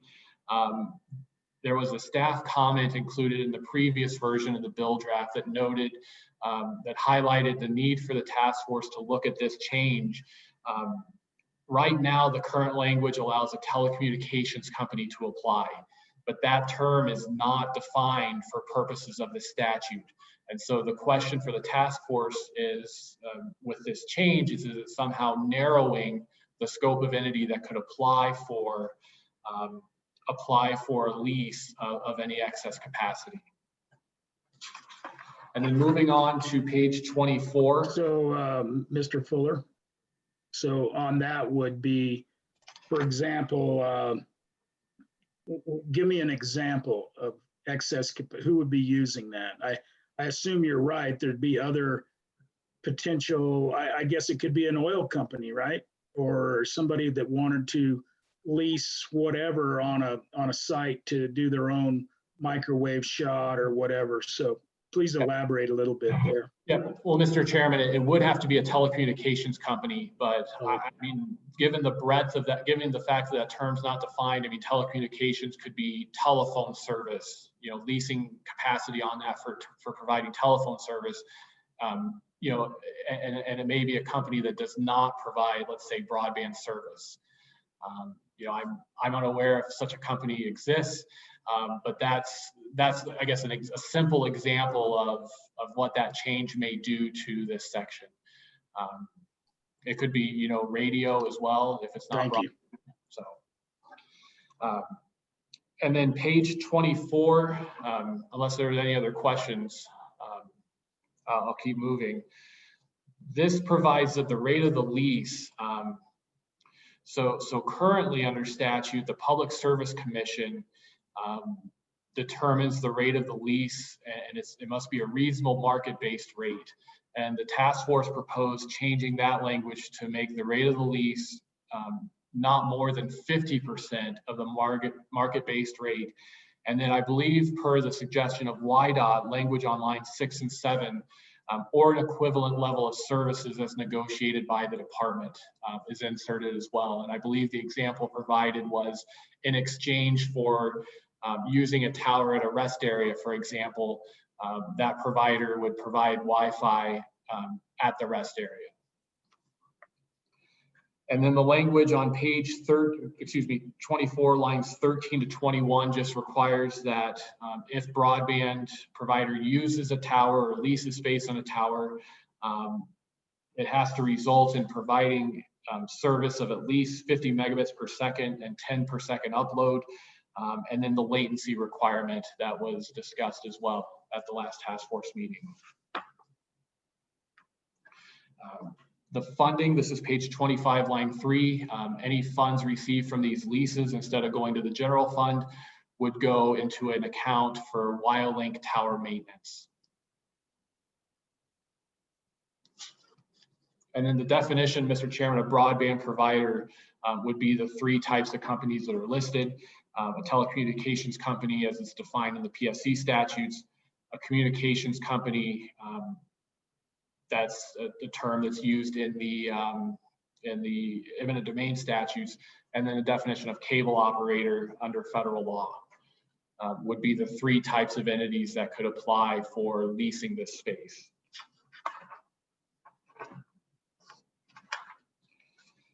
Mr. Chairman, the next statute, this is a new addition to the bill draft, and it concerns abandoning or relinquishing portions of state highways. And on page 26, lines 4 through 5, this just states that if a highway is for some reason abandoned, it doesn't affect the rights of any rights that are required under the statute for getting that broadband right of way. Basically, it just says that that right survives any abandonment or relinquishment of a highway. Page 26, line 17, this goes along with the sales tax provision for that right of way. And the language on lines 21 and 22 is just a conforming amendment. And then over on page 27, line 4, just specifies that 100% of any sales tax paid on those materials and equipment are distributed to the county or city granting that right of way. Page 27, line 12, this was existing in the previous version of the bill, and it would have appropriated $100 million to ETS for the unified network projects. Page 28, beginning on line 19, this section would have required YDOT by December 30th, the expiration of the CARES Act funding, to construct new WyoLink towers, install fiber optic cable to existing towers, and perform maintenance and reinforcement of certain existing towers as well. And there was $85 million, this is on page 31, $85 million from the CARES Act funds appropriated for those purposes. Brian, was that also in the appropriations bill? Mr. Chairman, I do not recall seeing anything regarding the WyoLink towers in that bill. All right, I know it was discussed. Thank you. And then, Mr. Chairman, the staff comment on the top of page 33, the working group suggested including appropriations of CARES Act funds to provide telehealth services in Wyoming schools and in Department of Corrections facilities. So the language on page 33, that subsection A, beginning on line 8, would be $200,000 of CARES Act funds to the Department of Corrections, so they could purchase telehealth equipment for each state correctional facility. And then page 33, line 37, this subsection B would be an appropriation for equipment for each school district to conduct telehealth visits. The amount is left open. As of right now, perhaps just as a place filler, the Department of Education was used. I would note that in the joint appropriations bill, I believe that funding for telehealth was given to, I think, the Department of ETS.